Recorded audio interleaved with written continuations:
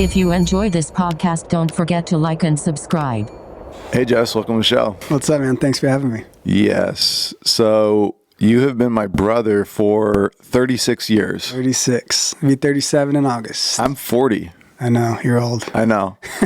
And we are 4 years apart. Yep. And then Jake is 2 years between us. Yep. And so me, Jake, then Jess. I'm the oldest, you're the youngest.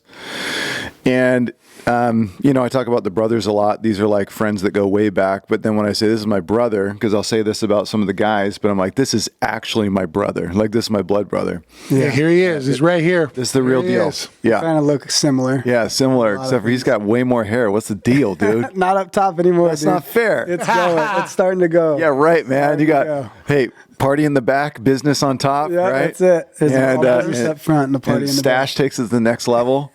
So I always say about Jess, Jesse Thompson, ladies and gentlemen, I always say about Jess, he can probably make 1,000 friends in a single day if he wanted to. Yeah. And then he can do basically anything I can do twice as good as I can. And I think this goes back basically to the competition between us when we were younger. Yeah. So it's like when I was doing something, you were like always like ready to keep up or like try to do that thing. And even with Jake too, it's like whatever we were doing, like you were going to make sure you could do it with us. Sometimes unwillingly, it wasn't always Right. It was Right. I either had to or I was getting left behind. So, Right. you got to step up sometimes. So it's like we were just like running and then you were trying to figure it out along the way. But basically it forced you into all of these abilities, and, from sports to music to just being handy and working hard and drive and all that stuff. For some reason, it just like really took. And, but yeah, it's weird. This is kind of cool because a lot of people haven't been able to ever see us like sit down together and like have a conversation, but we talk pretty frequently. We're texting all the time and doing phone calls and just kind of checking up. But it's also cool when you and I are on stage together or you're leading worship, I'm preaching. When those kind of moments have happened, it's been really cool too because we've been able to minister together. Yeah. And anytime our family gets to minister together, it's a super blessing. I think it's a special time, to be able to get on stage and lead worship or, just to, like, even on the ride up here, I was talking to Aaron and just being able to share that special moment of ministry, with you has been super cool and super, wish I could do it a lot more, but with all the many hats we wear as dads and now we're able to do it.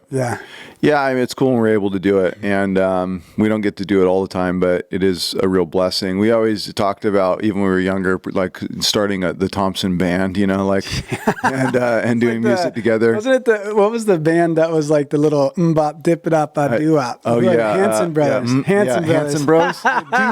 Doo wop. We wanted to be better than them. Yeah. When we were young, they'd come around. We're like, wait a minute, they're brothers, and like they have a band, the Jonas Brothers, came around. It's like, why don't we have a band, which we could have easily done it. We just didn't, we just couldn't get it together. We didn't have the instruments. We didn't have the amps. We didn't have the speakers. We didn't have the transportation. We didn't have any of that stuff. Nevertheless, we still were able to push through and strive through. And that's kind of, I don't know, when I think of our family and growing up, that really is a lot of our story and a lot what's wrapped up into the human side of us is like, I think kids going through a lot when they're younger, like they develop, I don't know what it is. You can see brokenness in people sometimes, or you see like a character or something that was built when they were little because of difficulty or whatever it may be. It's sad and it's difficult, but it also, I don't know, builds something different. Maybe you're a bit more thankful or grateful about life, or you're a little more respectable to honoring, adults and just people. Maybe a little more quiet and reserved because you feel like you can't speak up, you can't say things. Yeah. But yeah, it's really interesting reflecting on our childhood and where we came from. What is your earliest? Like I was thinking about, what's the earliest memory that you have? Period. Is there one? Is it from a picture or video, or is this like, what is the earliest memory that you have? Do you remember what house, or was it at a specific place, or was it with specific people? Yeah, I think if I go back just into our childhood. It's probably the Paris trailer park where we lived in that trailer park. And, there's a couple memories I have of that place. I remember, I don't know if it was you or Jake, but we'd go in the backfield and grab sticks and just like fight with the tumbleweeds. It was like a big old tumbleweed wall, man. And we just wreck the tumbleweeds. Tumbleweed killers. Yeah. And then,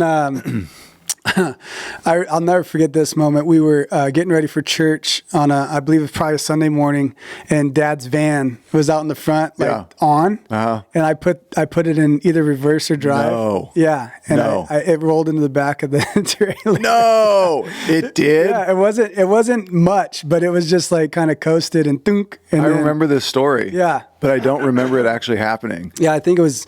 I jumped in the driver's seat. I'm assuming, and or I just hit the lever because I thought I was going to be big. And that's crazy. Do you remember? I mean, how old were you? You had to be what, like? It was before kindergarten because we didn't. 3 or 4? Yeah, for sure. That's a trip. Yeah. Dude, wild, man. Before kindergarten? Yeah. Same. I was nuts, man. Yeah, we grew up in, I don't know, this place was in, I think we had a house in Corona for a little bit, and then I don't remember how we got out there, but we're out in Paris.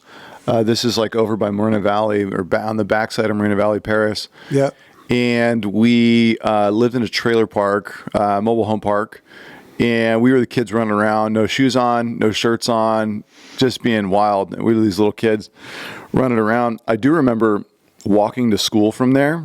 Again, I had to be a kindergarten or first grade, but I remember walking to the bus stop, which was through the mobile home park and then up to the corner where the main street was. And I would stand there on the corner and wait for the bus to pick us up. Wow. I don't remember that at all. And then I remember having to walk home as well. And when I walked home, there was a dog.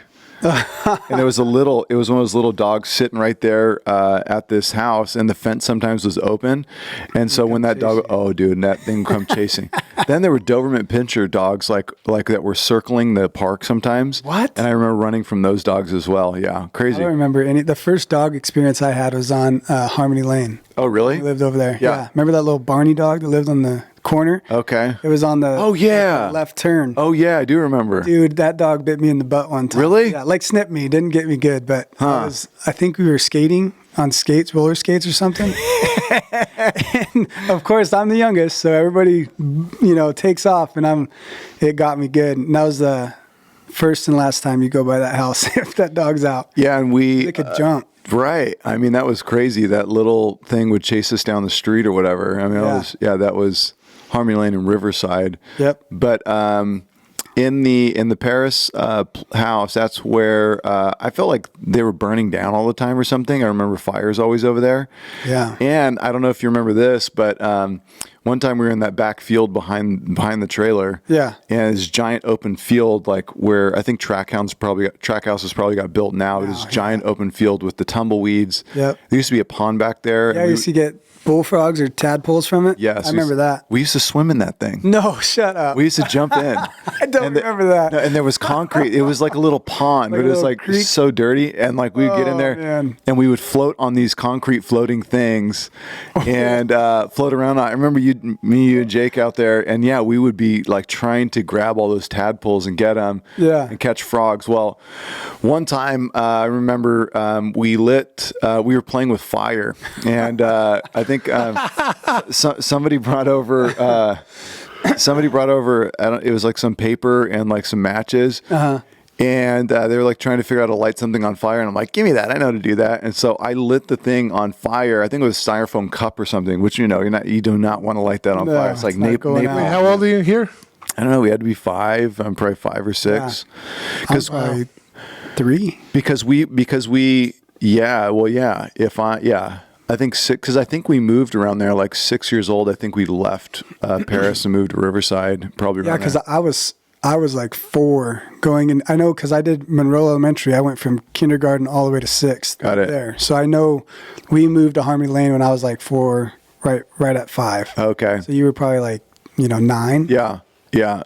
So, Well, no, yeah, we were Or definitely. did you do kindergarten at Monroe too? No, yeah, I did. I know I did first grade for sure. I might have done kindergarten as well at Monroe. Oh, wow. Yeah. So we must have moved there when I was like 3 then. Or just the back end of kindergarten there. I don't remember. Yeah, exactly. Yeah. 4 years. So 2 or 3, something like that. But yeah, it must have been 3. I don't know. It's really weird how it's all smashed together. Yep. There's so much in such little time. Anyways, we lit that cup on fire and I threw it on the ground, and then we all started stomping it out. We're these little kids playing in the backyard. Again, we had to be 5 or 6. I don't know what we're doing. Well, Dad was definitely at work. Yeah. Dad's at work. Grandma's in the, and Jake's probably standing right there. Mom might have been around then. Maybe. I don't know. I do remember that the field started taking off. I remember that. I do remember. So very vividly, I remember hearing stories about you lighting a field on fire, and that's the one. Yeah, it burnt the whole thing burnt to the ground. And I'm like standing there, and like I remember when it started taking off on fire, we went and jumped the fence, and I tried to grab the hose and go over the fence, and I was like trying to like spray it, and like it didn't work, and the thing just like, it just took off. The fire department came, we blamed it on some other kid. We're like, and he ran that way. He lied. Classic. That's like the Little Rascals. Yeah, it was so bad, so bad. I mean, nobody got hurt, praise God, but it was crazy.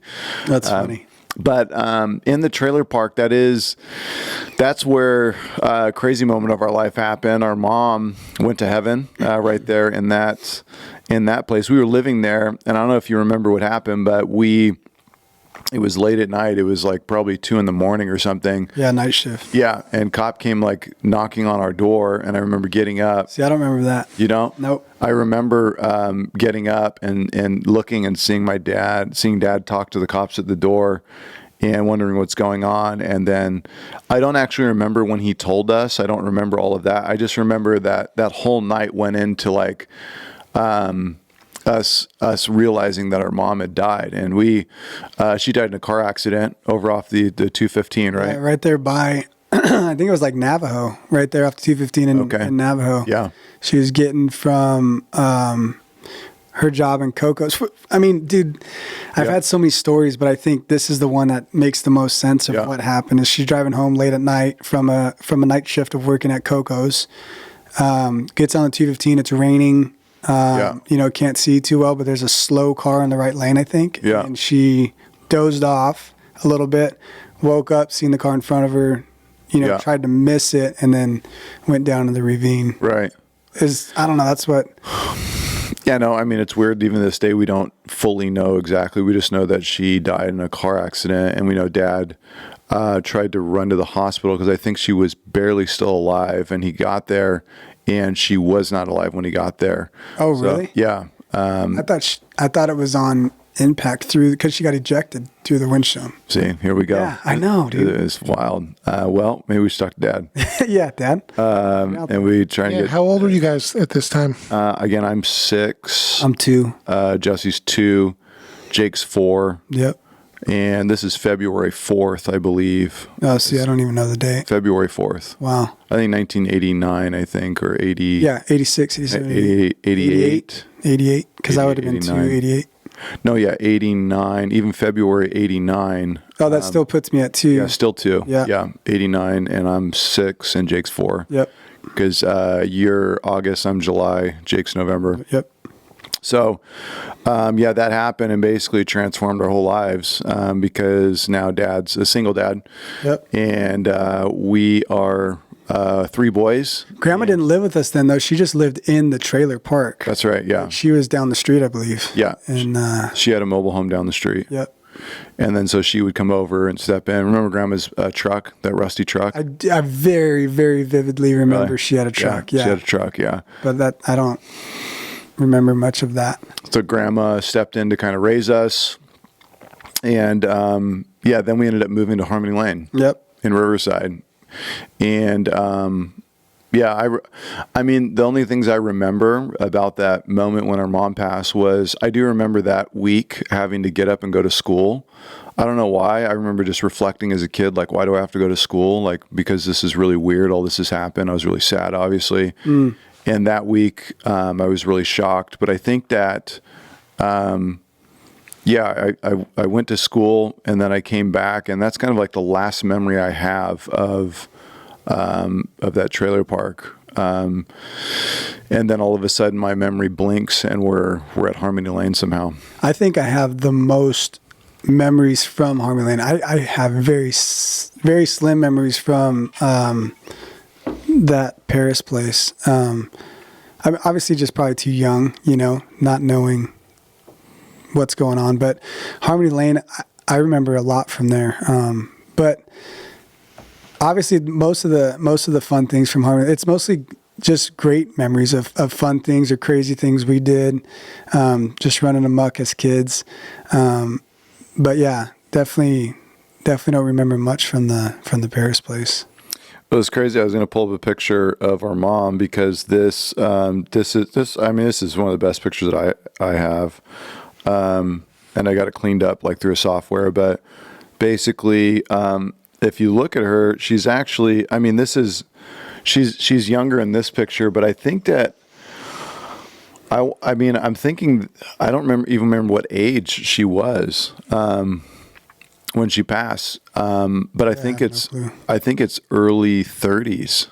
I think it's early 30s. And I think Dad too is early 30s, which is a trip. This picture, again, this is, she's got to be younger here. She's probably like what? Oh, wow. 20. Yeah, 20s. 20, early 20s or something like that. But, pretty trip. Even I was talking to Eden the other night, and we were, we kind of talk when she goes to bed. We do a little prayer, and we were talking, and I don't know. I think she was asking about heaven. She was asking about grandma, and she's asking about all this stuff, and then she was reflecting on something because Katie's grandma went to heaven a while back, and she has like an idea and understanding of this. Yeah. And then she was asking about Dad, and she's my dad, and I said, that's your papa, Papa Don. And then somehow she made a connection she's like, who's your grandma? I was like, well, my grandma. And then I was talking about who my mom is. And I'm like, you've never met her, but she went to heaven. She's like, she went to heaven?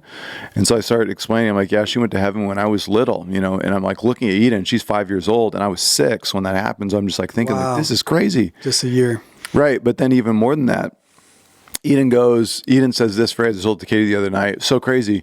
She says, well, who took care of you? And I'm just like sitting there, like the revelation that like flew, like just washed through me, like who took care of you? And I'm like, wow, it's crazy, because when I look at Katie taking care of Eden and taking care of Shep and Wes, like mom is like so important. And it's like really a trip to think about that we didn't have that growing up. And so we're missing like that whole side of us, right? Yeah. It's a really trip. When you reflect on your wife and, the way she's impacted your kids. Man. Yeah. Cause like in our family dynamic, right. It's Dad's not the sole breadwinner, but he goes to work. Mommy works from home, but she still is the person who gets them to and from, who, make sure they get to all their activities and all the other stuff that they have to go through.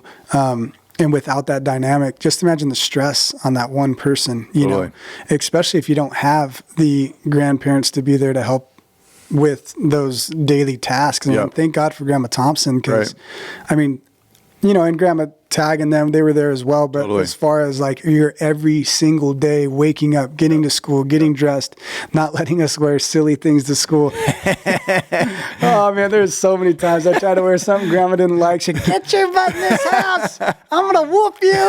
Like, no, I'm running, and you just take off to school, man, and hope she doesn't remember when you get home. Oh man, but thank God for Grandma Thompson, dude, because Dad was truck driving. Yeah.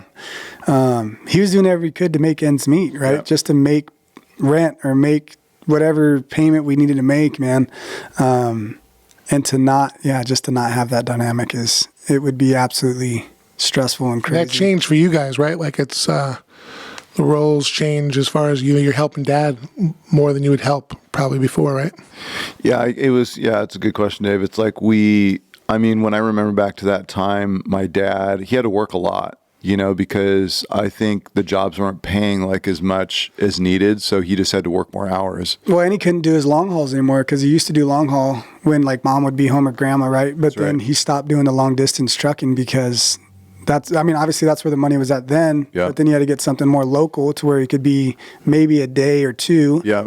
And I'm sure it was, I just remember it was just being pennies always. Yeah, always. Yeah, always.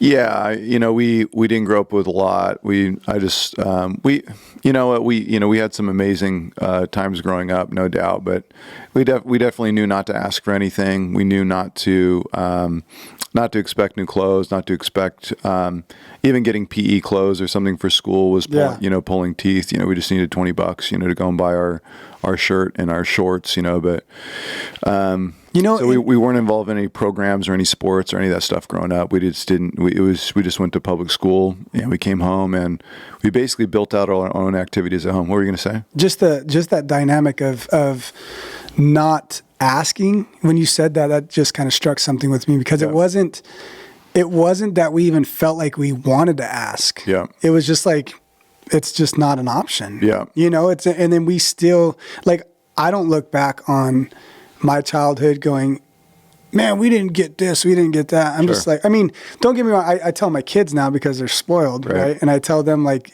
if you guys only knew, what I grew up with, it would be like, you look at, what you have and it's just a super blessing. Mm-hmm. Yeah, totally. But as kids, it's like, not only could we really not have it, but we were content with not having it because we had each other.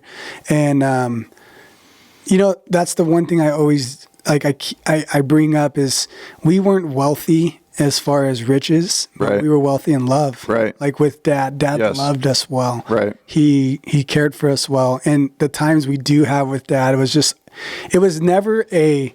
were never going to go without feeling loved. Right. Yeah. And like, no, Dad didn't go out and throw the ball with us. No, Dad didn't go run around and play tag with us. No, Dad didn't go coach our little league teams if we were on them, Right. But it wasn't like I still don't feel like I missed out on that because the love that he showed in the times that, we went to church or growing up, knowing Dad's leading worship this Sunday, regardless. Like, that's just it, you know?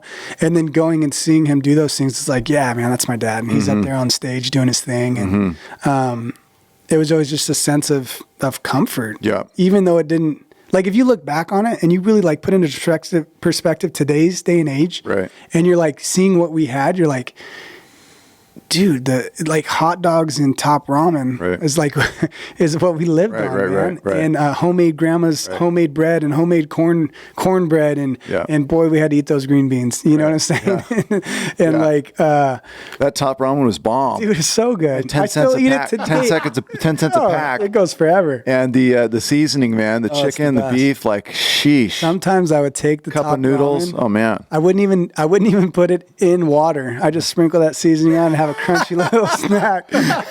Awesome. Oh, I love it. Yeah, man, you make do. Sometimes quesadillas, nachos. I mean, we got creative. We took, I remember taking bread, putting, this is disgusting. Looking back on it now, you're like, really? I ate that? It's a piece of bread with American craft cheese and a little bit of cayenne pepper on top. Yeah. Put it in the broiler. I do remember that. You just crunch on that, dude. Yeah. It was Sounds good, man. It was a great little snack, really man. good. It was a great snack. No, we had to get creative, but no, you're right. Dad, it's really unique because that situation you think would just create a stressful, angry, harsh human being, like Dad. True. Dad. You would think that Dad would become almost like maybe as a father. As a father, yeah, almost a monster to some degree because he's overwhelmed by trying to provide for his family. He has a difficult time. He's lost his wife now. He's by himself. Wow. And just think about the stress piling on that. Then we're running amok at home, running grandma ragged. 3 boys. He comes home, you think that, again, I don't know, the dad would have, it's the recipe for a real dark childhood, but somehow magically, and we know it's the Lord, somehow magically, Dad ends up being, though he didn't have all the exterior ball games and all this kind of stuff, but he's basically hugged us and kissed us every day. For the rest of our life, right? Letting us know he was there, dude. He's just there. He's always there. He's always available. He's always trying to love on us and serve us in love. And so he had he still does have a very compassionate, empathetic touch. Hey, but don't get me wrong. We definitely got our fair share of whoopings. Oh, for sure. I know. We were like, oh no, Dad's coming home. Clean the house, dude. I've never seen 3 boys clean a living room faster than we did. Dad pulls in the driveway, and we had a long driveway, thank God. Man. And it took him a couple minutes to grab his stuff to get out. So we knew we could run around that house and just clean it up quick. Yeah. No, he kept a tight house, and but again, when I reflect on my own parenting or reflect on my own patience, sometimes I'm just like, man, Dad, like he's still to this day, he's a gentle giant, per se, he's always been that way, and that was a grace in our lives, because I love what you said earlier. It's like, first off, we always went to church every single Sunday. Yeah. We knew, that was never like a... it wasn't an argument. No, it was just like a part of our life. It was almost like we did not know that you didn't go to church on Sunday. We just knew that's true. That's what happens on Sunday. It's so weird as long as I can remember sitting there, Believers Faith Center. The blue wagon. Remember that thing? Yeah. I do. The station wagon. Blue station wagon. I used to sit in the back and wave to every car that'd come. Yeah, because the back seat, Dave, I don't know if you remember, but the rear seat was turned around with the window facing out. Did you have one of those? Totally had one of those too. Yeah. Awesome. It was so then you could make faces at the person behind you, and like you could they'd be honking, and Dad would be like, "What's going on back there?" Maybe not always the best gestures. Yeah. But we went to church every Sunday, and it was, I think, a trip for us as kids, because we're sitting there in the seats. There's like 30 people max in our church. Yeah. It was really, really, really small. That's generous. It's generous. 15. Yeah.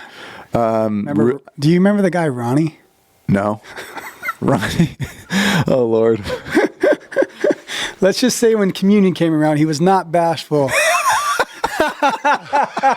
And when it was just that Hawaiian roll, the big roll. No, but Dave, this is the thing. You have to let me paint the picture for you got it. So so my dad's he's a trained organist. So that was his first instrument. Yeah. As a child, right? 2 levels of keys, buttons, pulling all that, black keys on the bottom. He would push the bass notes. And we had one of these in our living room that my grandma bought for him when he was a kid. I mean, crazy. We had this giant organ in our living room. Anyways, Dad was trained to play that. But he also played Casio and grand piano. Grand piano with the right hand, Casio with the left hand. His Casio was his bass, his drums, his... violin, so cool. And everything, dude. And he would do one hand up top, one hand down below, and just get after it. Dude, he was magic. I mean, he was a one-man band for worship. Old Dominion has a song. They're a country artist. It's called I Don't Want to Be a One-Man Band. And every time I hear that, I'm like, my dad was the one-man band. He really was. Yeah. And he's got a way with his voice too. Like, it's just, man, it's warm, it's baritone, it's really, it's just smooth and rounded, and like it really, the passion is there, and the what you want in musicianship is that transfer from mechanics to emotion, like where you can feel the music. It's so difficult to do, to have the right setting, all that. And Dad somehow has the ability to almost turn it on anytime he wants. So communion will be happening, Dave. Dad's on the Casio. Getting out. Awesome. I will rise again. Ain't no. Anyways, so Dad will be singing, one of those songs. And the way communion worked in this little church, because there's only 15 people, they would buy the Hawaiian roll, the big loaf. The loaf. The big loaf. Yeah. The ones you can put like the mini sandwich rolls. No. The big one. It's a loaf. It's a round, it's like sourdough. It's like 12 inch It's not sourdough. It's Hawaiian bread, a giant Hawaiian piece of bread. Challah. Yeah, like a challah, exactly. It's but it's the Hawaiian bread, and then the communion cups. They're full solo cups. They're this. They're awesome. this. They're 8-ounce cups. 8-ounce little clear cups, and they would be filled up with grape juice this almost much. to the top. Yeah. So when Wow, it's communion, like a real meal. so no, Dave, He made it a meal. but we took after Ronnie. Oh yeah, we learned. Because we were like watching him, like, you better not take a big piece. He took half the loaf. You rip off half the loaf. Put some in his backpack. Yeah, and then we'd be sitting there, and me, Jake, and Jess, we would grab the biggest piece of bread we could possibly get, and then we'd measure up the juice to see which one's the biggest. This is supposed to be communion. We're supposed to be worshiping the Lord. We're doing snack time at the highest level. And the teacher would look at us. Oh man, Don't do it. That's awesome. Do it. We'd take a big handful, and then we'd just be eating, enjoying communion. We were stoked on the food side of communion, but obviously Dad was leading us to the Lord. We didn't even know it. Yep, the whole time, man. And like I said, I remember, like you made that point that church wasn't forced though. It wasn't like, hey, get up and get your stuff on. We're going to church. It was just like, hey guys, it's Sunday morning. Dad, sometimes Dad would go get donuts in the morning, get the car washed before we even got up. Yeah. We'd wake up to donuts and just milk or not hot chocolate, but chocolate milk or whatever. And it was like, that was the world though. Yeah. Like those little things, like even him coming home from a day of work and he had his thermos full of Diet Coke, and we get to eat the ice and drink the rest of the little bit of Coke that's left at the bottom. I just remember that. That's man. Like, awesome. Those are the fun things. Like that was a treat though. It was a treat. And it's like to think that those are treats. Yeah. To somebody, and you just don't know different. Right. So it's like, man, those are the ones that just you'll always remember and they'll always stay with you. Yeah, I think looking back on our childhood, I see, like, it seems like it was, looking back on it from this angle, I'm like, oh man, dude, we had a crazy upbringing. Like that was real traumatic, like stressful time. Like I didn't realize that. But then when I insert myself back into that scenario and I'm a little kid, I don't know. Yeah, we don't even know what's really going on. Totally. Like we're aware. And of course we're sad sometimes and we're bummed out that we don't have whatever, but we don't, you almost can't identify that trauma or whatever that was that you went through until like you're older, like now, because I honestly think it was the Lord that like kept us and like kept a joy and a peace. And there were all these little graces, just like what you talked about. It's like to have a dad who loved us and was giving his life for us. And now we all, none of us, me, Jake, Jess, none of us are angry at Dad because no, not even close. We're like so thankful and proud of Dad because he like picked it up and got after it and just kept loving us and serving us, kept bringing us to church. I mean, Dad would even probably say like, oh man, I didn't do a good job raising you guys, or I didn't do this and this. It's like, Dad, you provided for us first. You loved us well. I'm like, you are a real reflection of God the Father. Like his love never wavered, Just looking back, dude, like there's so many stories of, I don't know, I'll probably let you tell the story later on of when you, were going through your teens and you had that one scenario with Dad. Yeah. But there's always these reflections when you look back of just grace. Yeah. And like, dude, if my kids did some of the things we did, they'd get popped. Right. A little smack upside the head. Let's go. Like, what are you doing, Right.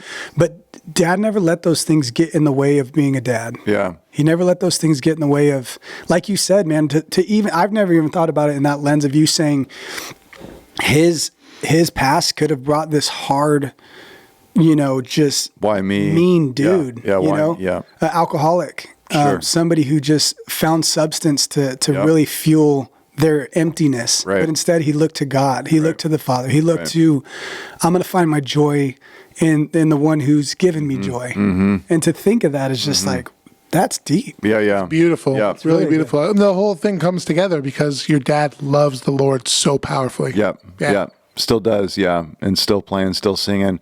Jess, I think we, I don't know, we can't listen. Well, he's going to listen to this podcast, but anyways, I got a song idea that we got to do. I'll tell you afterwards. Okay. That'd be great. Hey, we're real quick talk about because you still jam with your dad. Yeah. And I always thought that's so cool. Like I want to when you doing it, can I come by? Yeah. Cool. Yeah, we try to jam as often as we can. Family gatherings are kind of the time when we would do it, and everybody would pull out their instruments, especially when Jake was around. We get the full family band going. Awesome. One of my favorite memories of this, though, Dave, is we performed at Jess's wedding. Oh yeah. And we did Hotel California. Hotel California. Oh my gosh, dude. It was fire. I mean, it was so good. We could have literally sat our things down though and just let Dad get after. Oh, it. Dad was gonna He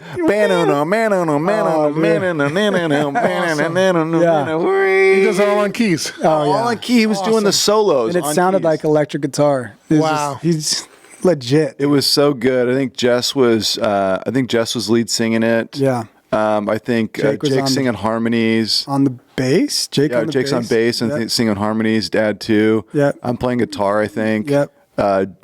Dad's on keys, and it was like a magical moment. I wonder if anybody's got video of that. So we have some video of a little bit of music, but we haven't really dug. Like the actual wedding video doesn't have that in it, but there's another video that a couple took that it might have some of that in it. I'll have to check it out and see if it's...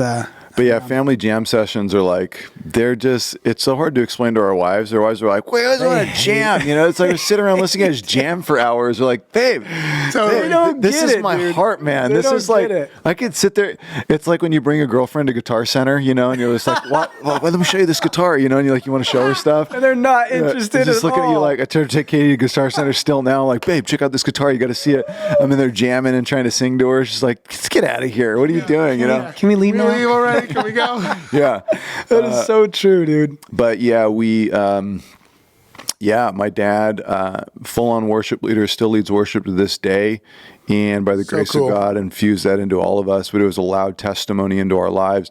It's weird because I've never felt like Dad witnessed to us, or I never felt like he, really ever sat down and had the God talk with us or anything like that. It just like permeated from his life so loud that we gravitated towards it and understood it. And then I remember finding his Bible open sometimes on his desk in his room. And I still have an image of it in my mind. It's really weird. I can see his Bible with yellow highlighting. Yep. And then black Bible. Yes, the black Bible. And then he would use a ruler to underline. I remember it was very straight, very, very straight. And then really, really clean writing. And I actually have his Gideon Bible. I found it in Grandma's stuff. Wow. And it's this old beat up Gideon Bible, little pocket Bible. And the thing, I mean, it's leather, like worn out. It's all beat up now, but I found that was cool to find. Dad grew up in the church. Grandma had him in the church as long as that was a single child, right? Yeah, single child. Yeah, single child. Yep, grew up alone. But his dad passed away when he was young. When he was 2. Yeah. Yeah. So he didn't have a father. He didn't have a father. Yeah. Go figure that, dude. Yeah. I mean, even if you literally put Dad's life on a timeline of all the traumatic stuff he's had to go through. Yeah. And then just to see the man he is and the person he still is, it's just like, you understand some of the ways he is and why, but then it's just like, but even to still be who you are is like, it's crazy. Well, you can't do it without the Lord, you know, and that's the one thing is like, he's not a man of many words like me and you are. Yeah, we talk too much. We talk a lot. We would talk that's why this is perfect. We would talk for our dad at the grocery store. We literally like, Dad wouldn't speak up about something and be like, hey, Dad. You got any good meat in the back? Yeah.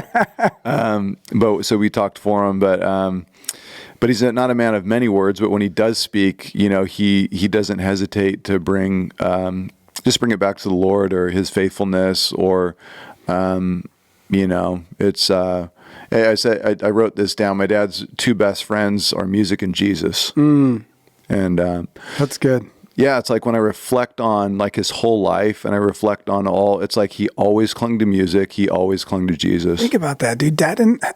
Did Dad have a best friend? I don't think so. That's what I'm saying. I think his best friend is music and Jesus. Yeah. Dude, that's mind-blowing, Josh. No, I know. I have friends. We have friends of our family, the Lorettas, man. We hang out with them all the time. Yeah. And like me and my buddy Frank, we talk like almost every day. Just call me and talk. Dad didn't, I don't think he ever had that. No, I don't. But I think that, I don't know if he also maybe, I don't want to say didn't need it because I think we all need a friend. And we all want a friend. We all want that. But I think that Dad, like when I reflect on it, he grew up. Remember, Grandma had a rest home in Salinas, which is like a 5 or 6 bedroom house where she took care of older people. And Dad kind of had his own little room up there, like his own little apartment. Right. And so, and I remember him telling us, like, you know, in school when he was young, you really didn't have a lot of friends growing up, and he'd be made fun of and all that kind of stuff. Yeah. So I think that Dad, he was able to learn how to He's an only child, you know. I think he spent a lot of time with grandma, obviously, and then was up there in his apartment kind of doing his own thing, and then had his friends. Remember? I mean, I remember he said he built friendships at church. That was where he got it. And then second, he got into hot rods, remember? So grandma got him the 70 Camaro. Is that right? I don't know what year. 69, 70, something like that. 69 or 70 Camaro. Yeah. And I think he said it was blue. That's a respectable year. Yeah. I think it was very respectable. Super nice. Bad. Yeah. I mean, I think it was blue with black stripes. I think he said. I don't know. And his buddy had a 70 Chevelle. So the Chevelle had the 454 in it. Wow. And Dad's had the 350 in it. Wow. And he said that these are the stories that I remember, you know, him telling us. But they would go ripping through town, driving these things. I don't remember that. Dad's a motorhead, you know, like he loves motors. He loves thinking through vehicles and all of that. And worked on his car a lot when he was growing up, and obviously got into truck driving as well, and understood the diesel and all that. Yeah. So Well, and that's like what, like 18 gears or something? Oh yeah. Yeah. 18, Some of them are. Some of them aren't. Some of them are only like 8. I think. Oh, wow. They're some the shorter. newer ones. But I'll never forget the time Dad brought his work truck home. Yeah. And dude, I used to love it. He'd bring it home often, right? Sometimes, but we'd never get to ride in it. Yeah. But the one time he took us to Stater Brothers over there off of Donald in like Mag. Oh, no way. Yeah, dude, it was the coolest thing. I remember riding it. I didn't know it was the Stater Brothers. Yeah, it was Staters because I'll never forget it, dude. I can still remember the smell for some reason. I don't know how to do that. That's interesting. It's like diesel. I can smell the diesel. Oh, I love it. And the leather in the cab or something. Wow. I just remember he had the sleeper camp in the back because he had a long haul to go to the next day. And I was like, man, every time he'd come home, I'd try to run over to the truck and get in and just check out all the gizmos and gadgets because it was just cool to see. And then he finally took us for a ride, and I stayed in the back in the bed, just sitting back there. He's like, you guys better not come up front, you know, because obviously he'd get in trouble. But it was awesome. That was cool. That was like a proud moment that I could just be like, oh man, I got to ride my dad's big truck. Like it was fun. Because we never got to see it. We always knew truck drive, but we never got to see it. It's kind of like showing up and seeing your dad like in a giant tractor, like, you know, operating this giant machine that could, you know, and it's like to that thing to us, to a little child, you know, when you're like 5 or 6 and you're looking up. It's like trying to climb into it. Yeah, that was fun. It's like when a kid gets to see a fire truck or something like that for the first time, they just like lose it, you know, there's all these buttons and big. But you're right, Dave, it's like 18-wheeler. And so I remember a time I was sitting like either in my dad's lap or I'm like real close to him and I watch him. It's like, I mean, he's just shifting. And then there's a lever you got to click up, I believe, to go into the next. To get into the next level. Yeah. And it's like those gear. It's like you have to go through 10 gears just to get to like 25 miles an hour. You know? Yeah. But it was it was a lot of fun seeing him do that. And how about the CB stuff is fun. Dude, we used to remember we used to get on the CB in Grandpa's motorhome. But dude, Jake was the Pog boy. And the Pog boy. Breaker radio check. This is the Pog boy. Oh, dude, yeah. Jake was. He was master Pog player. Yeah, he had the. Do you know how much Pogs? You know how much Pogs are worth now? Insane. Oh my gosh, dude. No, I don't know. They're insane. Really? They're absolutely in Pokemon cards. Yeah. They're like through the roof. Yeah. And Jake had all that stuff. Yeah. He had a 6-foot tube full of the Pogs. Right. With slammers and all that crazy stuff. Right. And then the Pokemons. He'd go to do all the crazy Pokemon cards. Yeah. I don't know if he still has all that stuff, but I remember Charizard and all that. Yeah. Oh, I've heard like the hologram Charizard, like a couple million. What? Yeah. And Jake probably had 3 of them when we were younger. Yeah. Oh yeah, easily. No, and this is not because we were able to buy lots of. No, he'd go to the mall and trade them. And he'd beat kids in games and Pogs and all that. So and he played Pokemon. Like he played the actual. There's numbers on like strikes and stuff, right? So it's like sometimes they have that card game Magic or whatever. So you have strategic things you have to do to win cards, and he'd literally beat kids out. That's insane. And come home and show me. He's like, Jess, check this out, man. I got these cards from the mall today. And I'm like, oh, those are cool. See you, dude. Like, I didn't care about it. That's come full circle. Like Logan Paul's like basically like raking in cash off these Pokemon cards. Dude, it's just crazy. It's insane. And yeah, pogs are a big thing too, I think. Well, it comes full circle to being in Riverside, Harmony Lane. We moved over there. It's across from CBU, and the rest home was right behind our house. Oh man. Yeah, the rest home. We got in trouble doing that. Feel bad for those people. Yeah, because we were running amok, and we'll tell stories about that. But Kyle Polston was across the street, and KP. Yeah, backstory. I don't know if you knew this or remember it, but Jake was going to another school. What was it? In Paris. In Paris. Yep. Kyle's mom was his teacher. So when we moved into Riverside, we just so happened to move across the street from Jake's teacher. Yeah. And so she took to our family because she knew that we had lost our mom and was kind to us. And then Kyle is basically he had no brothers. He has an older sister, Kim. Yep. And so but Kyle's house was like Disneyland to us. It was like he had the coolest house ever. And he had all the cool toys and all the stuff. Always had candy. Always. Yeah. I mean, we're talking. I mean, Kyle. They had a pool. They had the diving board, dude. We did tricks off diving. Trampoline. Tetherball court. Yep, basketball court. Well, kind of. Yeah, driveway. Yeah. But we could lower it and raise it up and we could dunk on it, dude. Yeah. We're like 7 years old. I don't know. You guys were always able to. I always struggled to dunk on that thing. But there was a time where I finally reached the right age and I was able to dunk. But you guys always used to dunk on me. And then they had a I was the receiver of the dunk. Not so much the dunker, but the dunk-e. Jess, stand right there. Yeah. What's this? Jordan dunk on you. Like, dude, what is this? Yeah. We had a lot of games there in that court. And then around the world. Pool table. Pool table in the garage. We had a dartboard. His dad turned that whole thing into like a man cave with ping pong table. Ping pong, yeah. And then we played football in the front yard. We played baseball in the front yard. Kyle was on baseball teams and had all the gear. Yep. And so we do full on baseball. Then we go down to Monroe Elementary and go play baseball and football down there and basketball. CBU. We go to CBU sports camps when they offer those for free. Right. Yeah. Crazy. They had basketball. I remember they did like something in the field. I don't know if it was flag football or two-hand touch or something. But I remember going over there. I remember we were going to the basketball camp at CBU. We were riding our bikes. I don't know who was with me. I don't know if it was either you, Jake, or Kyle. Somebody was with me.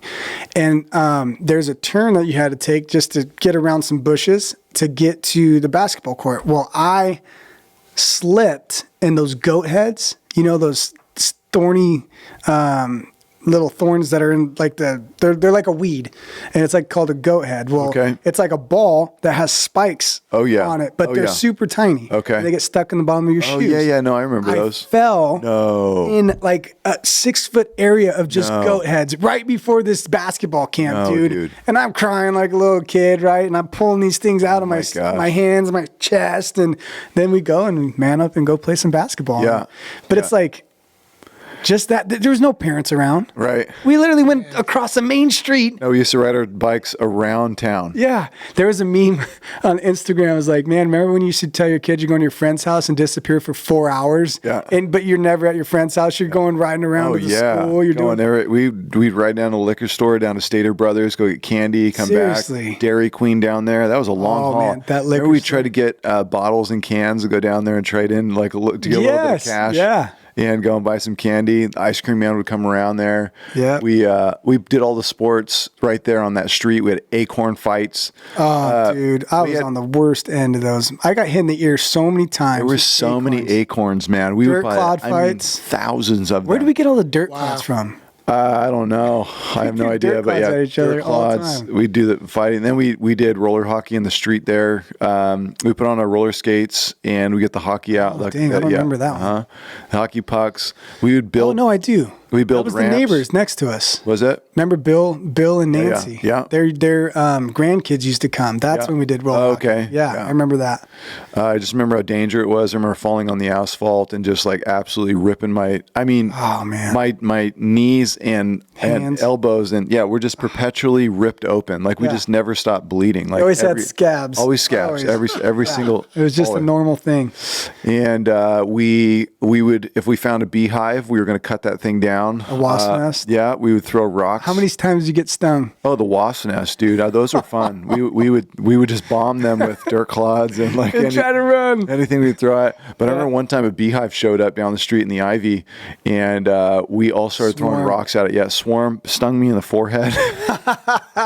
And how'd Grandma fix it? Probably garlic. Yep, just put some garlic on it, dude. Put garlic on it. Yeah, everything. Just put garlic on Grandma, it.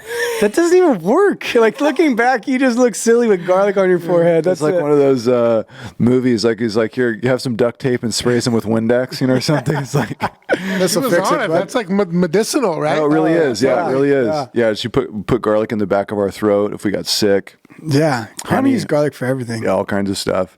But she built basically a garden in our backyard. Made us work the ground. Yep. And help her plant all the stuff. There was nothing more, Josh, that I loved than going to work in the backyard of Graham's. I just loved it, man. I mean, as you know now, right? I'm a man that works with my hands all the time with my job. Yep. Carpenter by trade, I guess. Yep. But there's just something, I think that instilled so much into me, like hard work and actually having to do it, and Grandma telling me she didn't do it for me though. She's like, hey, go cut that stump out. And I am like, what, maybe in third grade, swinging an axe, using a handsaw to cut limbs. And there was nothing more than I loved to be like that mountain man in Riverside, California, that just I always wanted to fix everything. I always wanted to just work on things with my hand. Our bikes broke. It wasn't, dude, nobody's fixing that but you. You got to figure it out. Figure it out, dude. But no, that was so much fun just working in the back. I remember Grandma's tomato plants, right? Along the whole side, she'd have a whole big old thing of tomato plants. And one year she did sunflowers. She did beets. She did carrots. Sunflower seeds, picking them out of the sunflower. Yep. To eat them. Scraping them. Yeah. We actually have some sunflowers in our backyard right now. Really? They are huge, bro. That's fun. I planted them, I planted some last year and they grew, but they didn't grow tall. It was weird. And then this year, there must have been some still in the ground. Dude, they're taller than me. Wow. They're like 7 feet tall. I remember she had planted a bunch alongside the fence, but there was from first trees, we have a navel orange tree. We had another orange tree. It was just a juicing orange tree. Yeah. We had kumquats.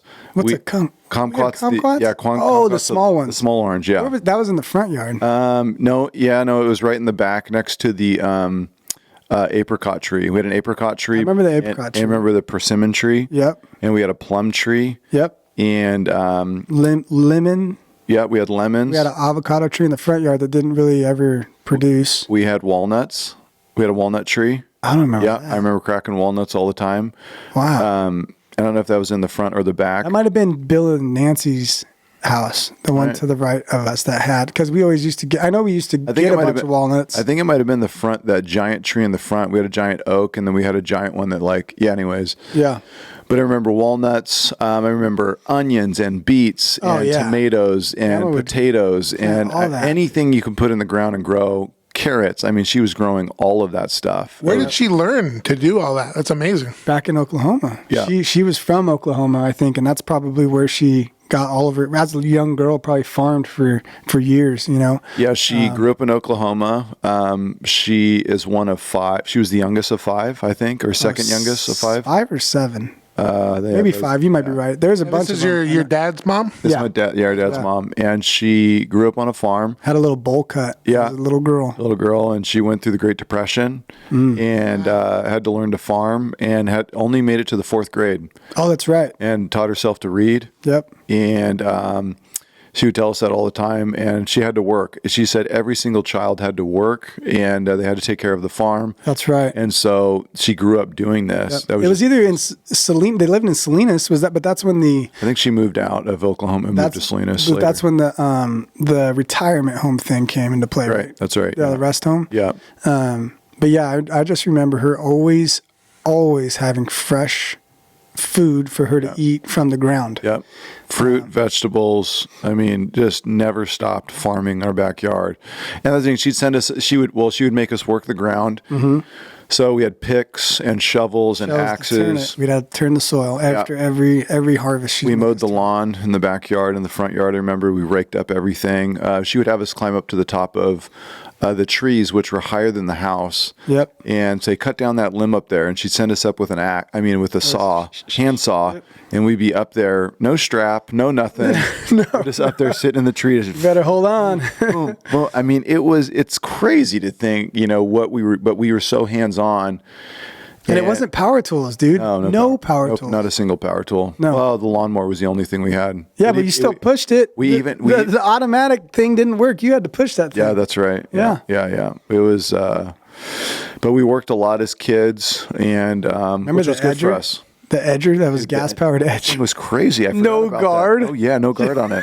That thing was probably from the 70s, huh? Dude, legit. Yeah. You put it down, lowered the blade with your hand. It was just like a blade, like it was like a square blade like this, sharp on both sides, and it just like spun, and that's how you edged your yard. But it was completely open, like no weed whacker, and it would throw. That was crazy. And so Harmony Lane, we grew up there. That's where we spent most of our childhood. All of our greatest memories are there on that street, hanging out with Kyle, and just goofing off day and night, learning, playing sports, physically active, and just running amok on that street, finding bugs and burning stuff up. Yeah, we had bug Royal Rumbles. Bug Royal Rumble, yeah. We get a bunch of bugs in a container, and see which one would over. But we'd get like not just regular bugs, like black widows, wolf spiders, pincher bugs, red ants, bees. Put a bee in there. Spiders. But ants always won. The ants would take over and win. Always won. But Grandma would have these little jelly jars, and so we would put each of the bugs in the jelly jars, and then we would release them like Royal Rumble, like WWF, and it's WWE now. But that is fun. Yeah. It was. It was wild times. See, if you had phones then, you would have made videos of this stuff. Yeah, absolutely. Gone viral, probably. There's a time where I used to take my grandma's magnifying glass and burn bugs. Yeah. Yeah, it was fun. Light the roly-polies, like, they always jumped, popped. Yeah, we were doing some pretty... we're just doing boy stuff, man. Yeah. We're just being crazy, riding around, building jumps, getting hurt. I mean, it was just... Fireworks? Any fireworks involved? I don't know if we... At Delano, not till Delano. We got that's right. Yeah. We got the poppers from the ice cream man. We throw those at each other, but... Dude, I remember one time, I don't know who did it. It was maybe me and a couple of my dumb friends. We got one of those fart bags. Uh-oh. And we got it from the ice cream guy. But this is a bag that basically bomb. It's a stink bomb. Yeah, it's like a stink bag. So you pop the vinegar solution inside, you shake it up with the baking soda. Yeah.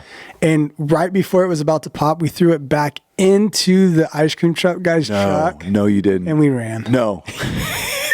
And he was so mad. Oh man. Lord, yeah. He took off. Yeah. We were we were not good kids. Sometimes we were really running amok. Yeah, we did. But God was gracious. We did get into a lot of trouble. We continued to grow, and again, grew deep friendship with Kyle. He's basically he adopted us. We adopted him. Our brother, and still to this day, we don't live far from each other. Yeah, we're able to do life together sometimes. Awesome. He's got his little kids. So is Kyle the guy with all the cool stuff in his house? Yes. Yeah. Kyle Polson across the street, and the family. They're very kind to us, very generous to us, and just loved us well. Super good. And we love them. And it was just a joy to have such a wonderful family across the street that we could, I don't know, I guess, that my dad could trust that, and probably vice versa. They look at us, they can trust us, and we're just having fun on the street. And it was just, we got into a lot of trouble. We got into a lot of fights. We were, very mean to each other. Sorry, Kyle. And I was, I was a bad kid. I just wanted to fight. We were always fighting. And as boys do, but we found the balance long term. I think it was more wrestling than actual fights. Yeah, we loved each other. We always loved each other, no doubt. Yeah. Don't get me wrong. There was some blow to blow. Me and Jake went at it, dude, a couple times. Straight fist to fist. I remember a few. Yeah, I got scared a couple times. Thought he was going to kill me, but No, I remember us. I don't know what it is. Why that clicks in your head that you can just like hit your brothers and it doesn't it just doesn't matter. Like because it's your brother. Yeah. There's obviously there's like competition, and then there's there's dominance, right? Sure. But then there's like irritability too, right, because you're going to find that, know.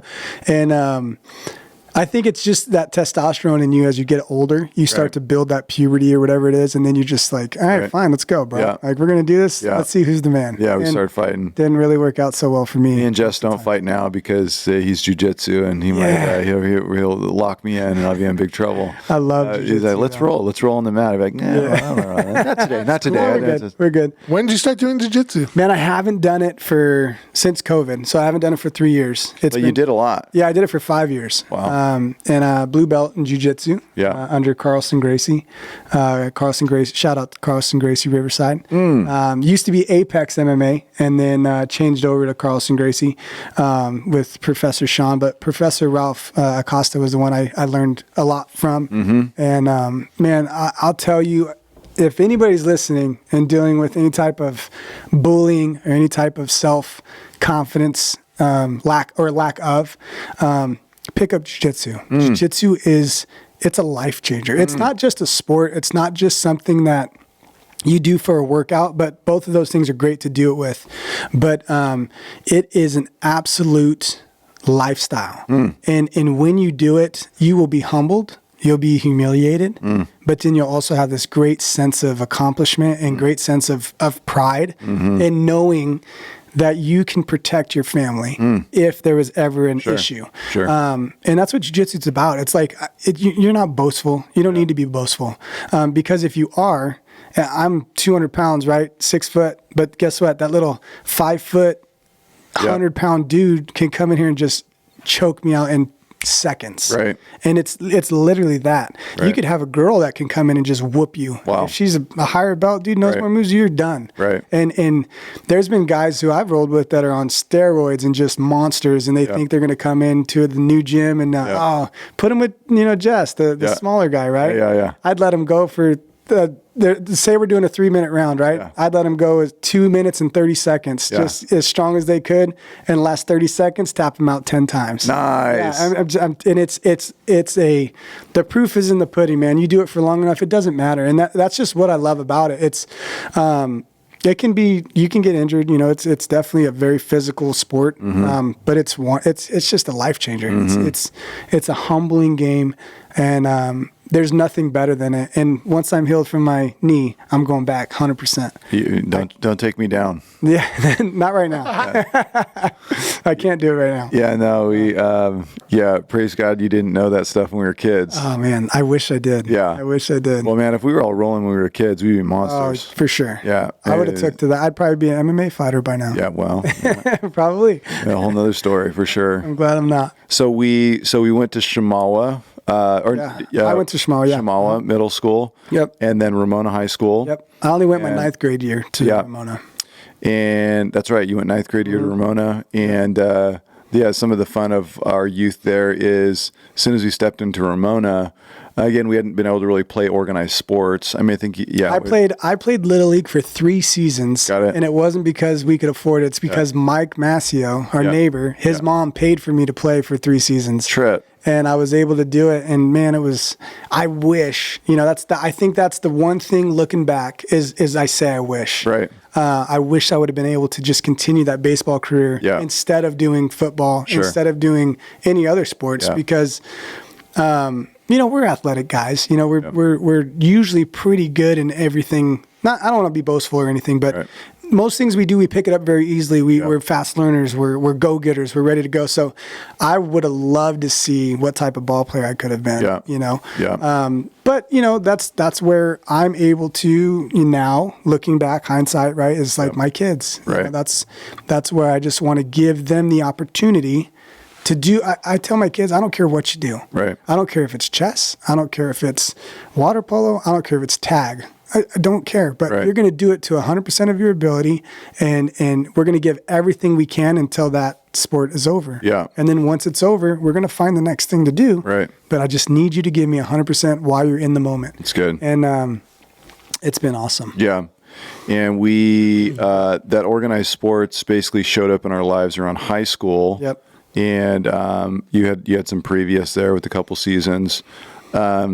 But yeah, basically stepped into Ramona, and we didn't know anybody, but we I don't know why. I just love to throw the ball, right? I could throw the ball hard and I could throw it far. So I just figured I'd just try for quarterback. Yeah. Somehow I got the position, and then I get the pads. I get my helmet. I get my shoulder pads. I get my leg pads, all that stuff. Come home, and somehow he gets an extra set of all of it. Yeah. and guess who puts it on? And so Jess puts it on, and then we just start going at it, dude. And I'm 14. You got to be 10. Yeah. This is before concussion protocol was even a thing. And I'm running at him full speed as a 14-year-old. He's a 10-year-old, and just basically trying to run Jess over. And Jesse's taking the hits. Yeah. And so me, Jake, and Jess are going back and forth, just hitting each other with the pads because we just love the sound, the crunch. Sound, the adrenaline, the compact, that's what kind of boys we were. We just bring on the physicality of anything. Yeah, yeah. And we soaked it up, man. Yeah. And so we got into football, and we played all those years. Played at Ramona for 4 years, and it was a great time. We also you basically stepped in. So because you had trained with us and took hits, when you stepped in your freshman year, you were like this all-star on the field. Like, you played every position. Yeah, I was a quarterback freshman year. I was linebacker. I played nose guard. Yeah. I played both sides of the ball. My sophomore year, they wanted me to be varsity quarterback. Yeah. But then that's when we started moving around. Yeah. And yeah. But so what? So that was kind of our introduction to high school. But what? All along, we were still going to church, and right around this time, we started to pick up music as well. Mm-hmm. Yeah. This is like early high school, right? So for me, yeah, for you, freshman year, I think for me, Dad bought me my first guitar. Okay. And he bought me an acoustic guitar. It was an Olympian, and or Olympia, I think it's called. And it was a great guitar. I learned my first worship song I learned on that was "Heart of Worship." Yep. I think you actually taught me. I did, yeah. So I was playing guitar ever since I was 12. So I was probably like in 7th, 8th grade.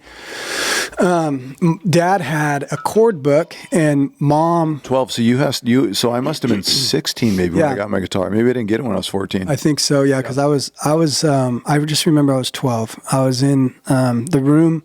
Dad had Mom's old guitar, I believe, or it may have been Dad's or Mom's, but I know there was a 12-string there. I think it was Dad's guitar and then Mom's guitar. Yeah, the Yamaha. Yeah.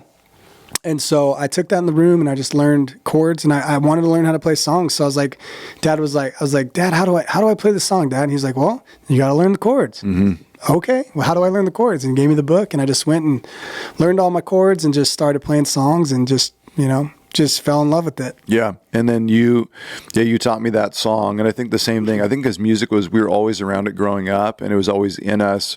I don't know why. I don't ever remember it being difficult to learn. I felt like I can't even remember the process of fully learning. Yeah. I just remember that like everything clicked all at the same time. It was like, as soon as I learned chords, we were singing at the same time. Yeah. And so there was never an exchange of like, oh no, I learned chords and now I have to learn to sing. It was like I sang and played at the same time. Right. Thus, everything had always been that way. And all we knew was worship. So that's what we started to do. And you were actually playing in your church, right? So the church in Corona, how did that was Dad? Yeah, that was Presence of the Lord. We were going there for a while. Yeah, Dad was leading worship with Pastor Steve Gonzalez. That's right. Yeah, and I always wanted to play. There was a couple times I got to help out with youth ministry. Yeah, but I wasn't really old enough, I wasn't advanced enough, realistically, to be able to play on the worship team. So I didn't actually start playing in church until. I want to say Pahrump. Really? Yeah. Oh, crazy. And then, because I lived in Pahrump before I lived in San Diego with Dad. Yeah. And in Pahrump at New Hope, I think it was the church. It was Aunt Robin and Grandma and Grandpa's church in Pahrump. Got it. And I played a couple times on stage there. And then when I moved back to San Diego with Dad, I started playing in the youth band at... I'm drawing a blank of the church that's out there, but it was Dad's church. Mm-hmm.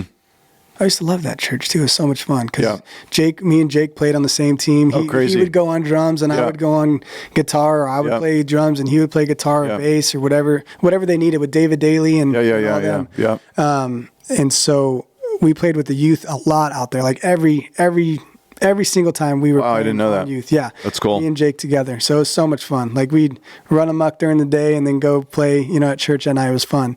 But yeah, that's where my music and worship really came into play, was there. Do you remember the time when, because I feel like it happened around high school, like where you really felt like God showed up, or like one of the first glimpses, like when you felt like God, I don't know, that you felt God was real, or you felt somebody prayed for you, or like what do you remember that first experience? So I did get baptized at Believers Faith Center. You did? With Tim, Tim Fenton? Tim Fenton in a pool, in an apartment pool. Right. Yeah, with Kathy and his wife were there. Yeah. So yeah, it was a cool moment. I did get baptized then. And you remember it? I do. Yeah, I do remember that. And that was like, it was a cool experience, But when I actually started really feeling God and in his presence was SWAT. Yeah. When you were in the SWAT team at Harvest. Yeah, crazy. And I remember like it was yesterday, man. I was ninth grade. Wow. And we had a bunch of friends because, so like the backstory to Ramona, Josh was, carried the Bible around. He had his Jesus Christ jacket, and that's like his staple, right? That was your staple thing. And I was like so pumped when I finally got my Jesus Christ jacket. Right. And so I got my Jesus Christ jacket in ninth grade. I was wearing it at school, using the Bible and trying to bring people to Christ. But I think I was trying to fill your footsteps instead of taking my own, Yeah, because people knew Josh's brother had come into Exactly. So into Ramona. Yeah, and I don't know if I actually ever really lived that the proper Christian lifestyle. I just had the jacket and the Bible to kind of show, hey, look, this is who we are. Right. But that's not who I am. And I was a senior at this time. Yeah, I think you may have been out. Yeah. You just graduated. You just got out. Jake was a senior with Kyle. Oh, and that's I right. was a freshman. Yes. And so, but is the jacket a jacket? Yeah, it's like a bomber jacket. Yeah, this is a bomber jacket. Dickies jacket. Yeah, that we got stitched on the back of it. Still have mine. Jesus Christ, like giant Sweet letter. I mean, it's crazy. I don't even know what we were doing. But yeah, yeah. So it was a custom thing you made. Yeah, we just decided to make it. It's like after I came to Jesus and really like started carrying my Bible to school and just started like trying to live the Christian life. I was so radical, man. I was extremely radical. I was very extreme. And even to that point, it's just like, I'm going to get a jacket and have it printed on the back, Jesus Christ with a cross on it, and wear that at school. I mean, it was crazy. Yeah. And so here I am, trying to follow that mold because it's a great thing to follow after, right? You left such an impact on me at that age to go, you know what, that's cool. Not everybody liked it. Right. Not everybody thought it was cool. But you know what? I even got to the point where on my football helmet, I put a duct taped cross on the front of it. And my goal, it's kind of crazy, but my goal in every game was to hit somebody so hard that I'd take the cross off my helmet every time. Awesome. Oh, Lord. And I did it quite a few times. We'll come to the cross through pain and suffering. Yeah. We're going to show them. And then one of the referees, because I was the quarterback, and I did a lot of quarterback sneaks, he was like, man, your emblem on your helmet's giving you away when you run with the ball. And I said, good. I want them to know I'm coming with the cross. Right. And just, you're going to make contact with run the cross. People over. Yeah.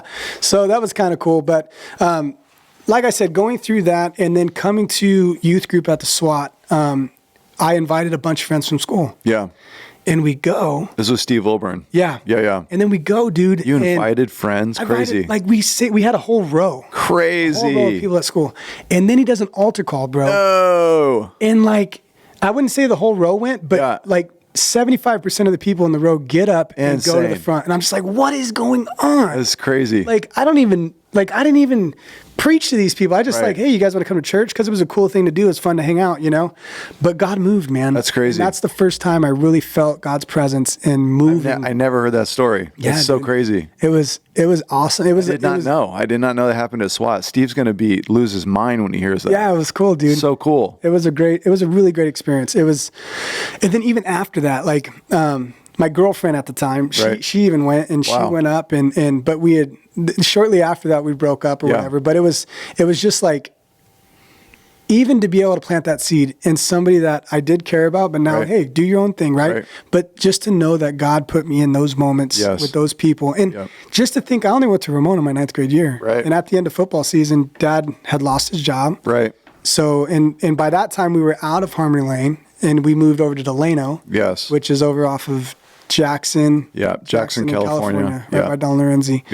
And I'd have to walk from school, or walk to and from school from there. Ramona. Dude, that's like what, 5 miles? 3 miles? It seems that long when you're that young, but it's not that. I mean, it's not too bad, but it's still pretty. It's a pretty good walk. So we did that, and then Dad lost his job at that point. So now. You're 14. I'm 18. I just graduated. And you're with the Moffats, right? Not yet.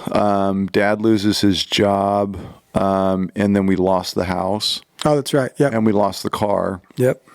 And then I think this is a crazy time because, we Grandma's still living with us, but Grandma at this point is getting older, and she's starting to get dementia. So she goes to get her own apartment. I think Dad helps her. Not yet, because she lived in Delano. No, but I'm saying, like, we lost the Delano house. Oh, right, at that point. Dad lost his job. We lost the Delano house. We lost the car. And then Grandma had to basically find her own place. Then we went and lived in a hotel.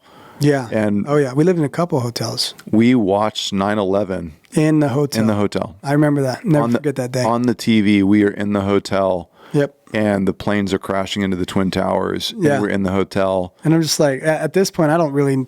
I mean, I know what's going on, but I'm just like, you know. And then everybody's talking about it. Well, it's so weird because, again, we were just so weird that we were even living in a hotel. Like, if you try to think about your family going and losing the house, and then you go and stay in a hotel, and like you don't know where you're going to stay next month. Like, you don't know what's going on.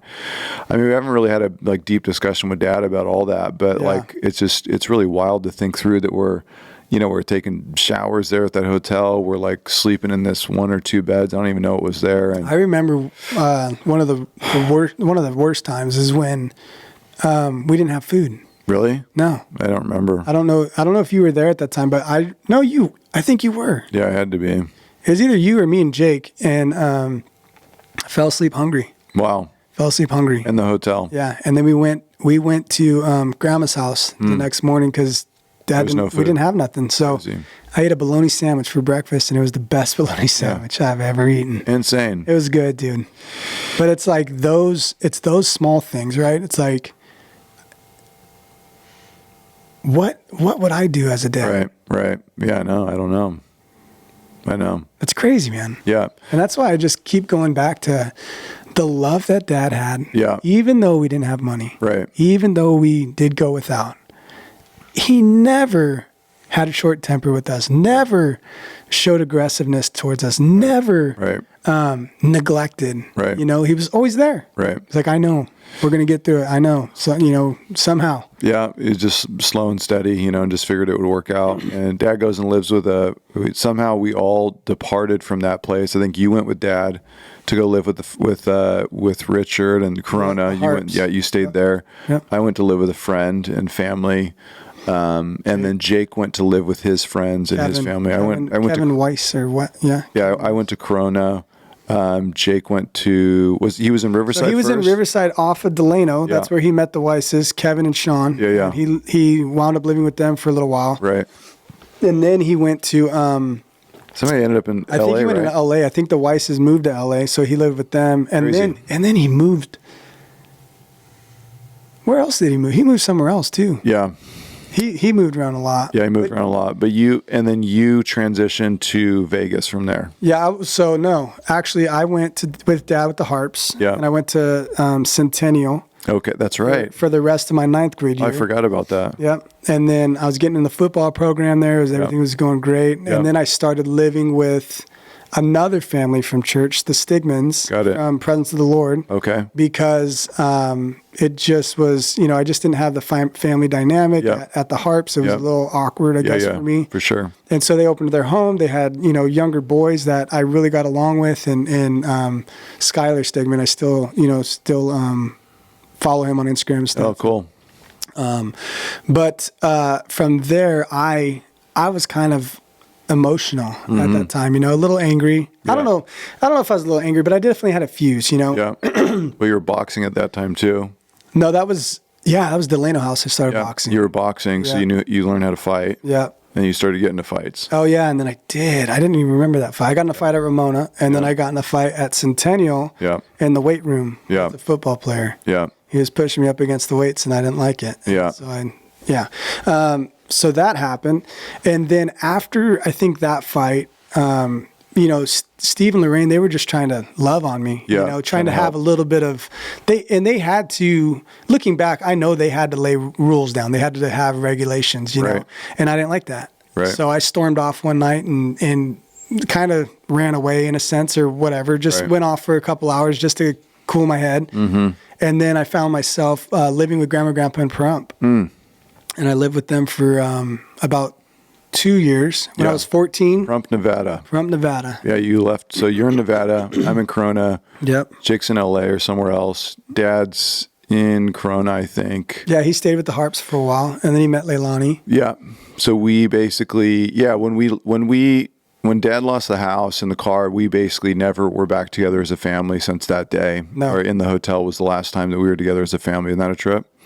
Yeah. Whoa. So we've been on our own basically since then. And I've never even thought about it that way. Yeah, each brother had to basically map out his own path and forge his own way. Yep. And I stepped into Harvest, obviously, and that became my family basically. The people you went to Nevada. Yeah. Grandma and Grandpa, and obviously Tania's family became your family. Yep. And Jake, obviously, running with his friends and trying to figure all that out, and then finds his way in San Diego with Dad eventually, long term. And then I moved back in from Pahrump. I moved back in with Dad and Jake, and we stayed with Leilani and Dad for another year. Yeah. But I was me and Tania were dating at that time. Right. And then when I turned 17, I moved to Vegas with her and her family. Right. Just started working and dropped out of high school, obviously, after I finished 10th grade. Yeah. And then dropped out or finished and then never went back. When I moved back with Dad and Lonnie, I never went back to school. Mm-hmm. Just started working because I was growing up at that time. I had to start working. I had to start making money, Yeah, and you stepped into construction. Yeah. You were stepped into construction in Nevada, and I stepped into construction in Inland Empire, basically Riverside and Corona. Pretty crazy. Yep. So we would, it's weird how we found ourselves in the trades. Yeah. I started doing finished electrical actually in Pahrump. Did you really? Yep. And then I went to San Diego and I did, a couple convenience stores or whatever. And then I got into remodeling. And then Tania's father had, Donnie, he had his Eagle Framing out in Vegas. That's right. And I started worked for him for about 6 years. And the economy took a dump and he lost that. So I got into exterminating. Right. That's right. Did that for another 6 years. Was about to open a business and do my thing. And then Jake happened to pass away. And that's when I said, you know what, it's time. To go back. Yeah. But we tried to come back to California twice, dude. Right. I know. And it was just so tough. So hard. Yeah. Yeah. And so in the midst of all of that, I was in Harvest. I was working in the high school ministry, getting involved, doing construction on the outside, and a bunch of awesome spiritual stuff happened, obviously, to me on the inside, and really, just transformed my life. I got started running with all the brothers and started building all these friendships, and the whole church thing just took off. Worship and music and preaching the Word of God and Bible studies and just discipleship and Pastor Greg, obviously doing Harvest Crusades, and we're traveling with him, and Steve doing that all over the world. And then the college ministry, got involved in all that stuff, lived in Mexico, I forgot about that. Lived in Israel. In Israel, yeah. Yeah, and went and did all that crazy. And I feel like I was just gone, dude. I just vanished, Off the map. Yeah, from family, per se. And you were stepping into family, and you got married, and we did Hotel California. That's it. And great freaking family. And had gathering. And have 2 kids. Yep. And they're growing up. Yeah, 12 and 14 now. My daughter will be 15 September 3rd. She's going to be 15. Caden just turned 12 May 14th. And you stepped into the church there in Vegas and started getting involved. And, man. You became a worship leader to Mega Church. Yeah. So little backstory on Vegas, man. That city, it it'll chew you up and spit you out if you let it, you know? Yeah. And the first 6 years in Vegas, probably the first 7, 8 years in Vegas were, they were good, but I learned a lot. Right. They ups, downs, sideways. Right. Just a crazy roller coaster of events. Yeah. But then I found myself needing something. Yeah. There was something missing. Yeah. You know, just down in the dumps. What am I going to do? Well, let's go try this church out. Right. And then Canyon Ridge Christian Church comes along. And meanwhile, I've never stopped really playing music. Always continued to play music. Yeah. Never on a big platform. Never really thought I was good enough to do what the Lord would have me do in the next coming, years that I didn't see. So I try out for the worship team, and I'm kind of nervous. I'm like, man, I'm not going to make the worship team at this big old church. This is crazy. But sure enough, I get on the worship team, start doing a little bit of small venues, like some of the youth stuff, and then Ken Smith, man, I'll never forget that guy. He's the one who has poured into me so much over those 2 to 3 years that I was leading worship at that church. He was the guy that saw something in me. He saw the quality. He saw the potential, and he took a chance. And so grateful for him. He poured into me musically and taught me how to lead on a big stage. So I was doing it every other weekend, 4 services for 2 years straight. Crazy. Yeah. 4 services. 4 services. This is Saturday night? Saturday 2 and Sunday 2. Wow. Yeah. And it was great, man. Really good ride. Thousands of people. Yeah.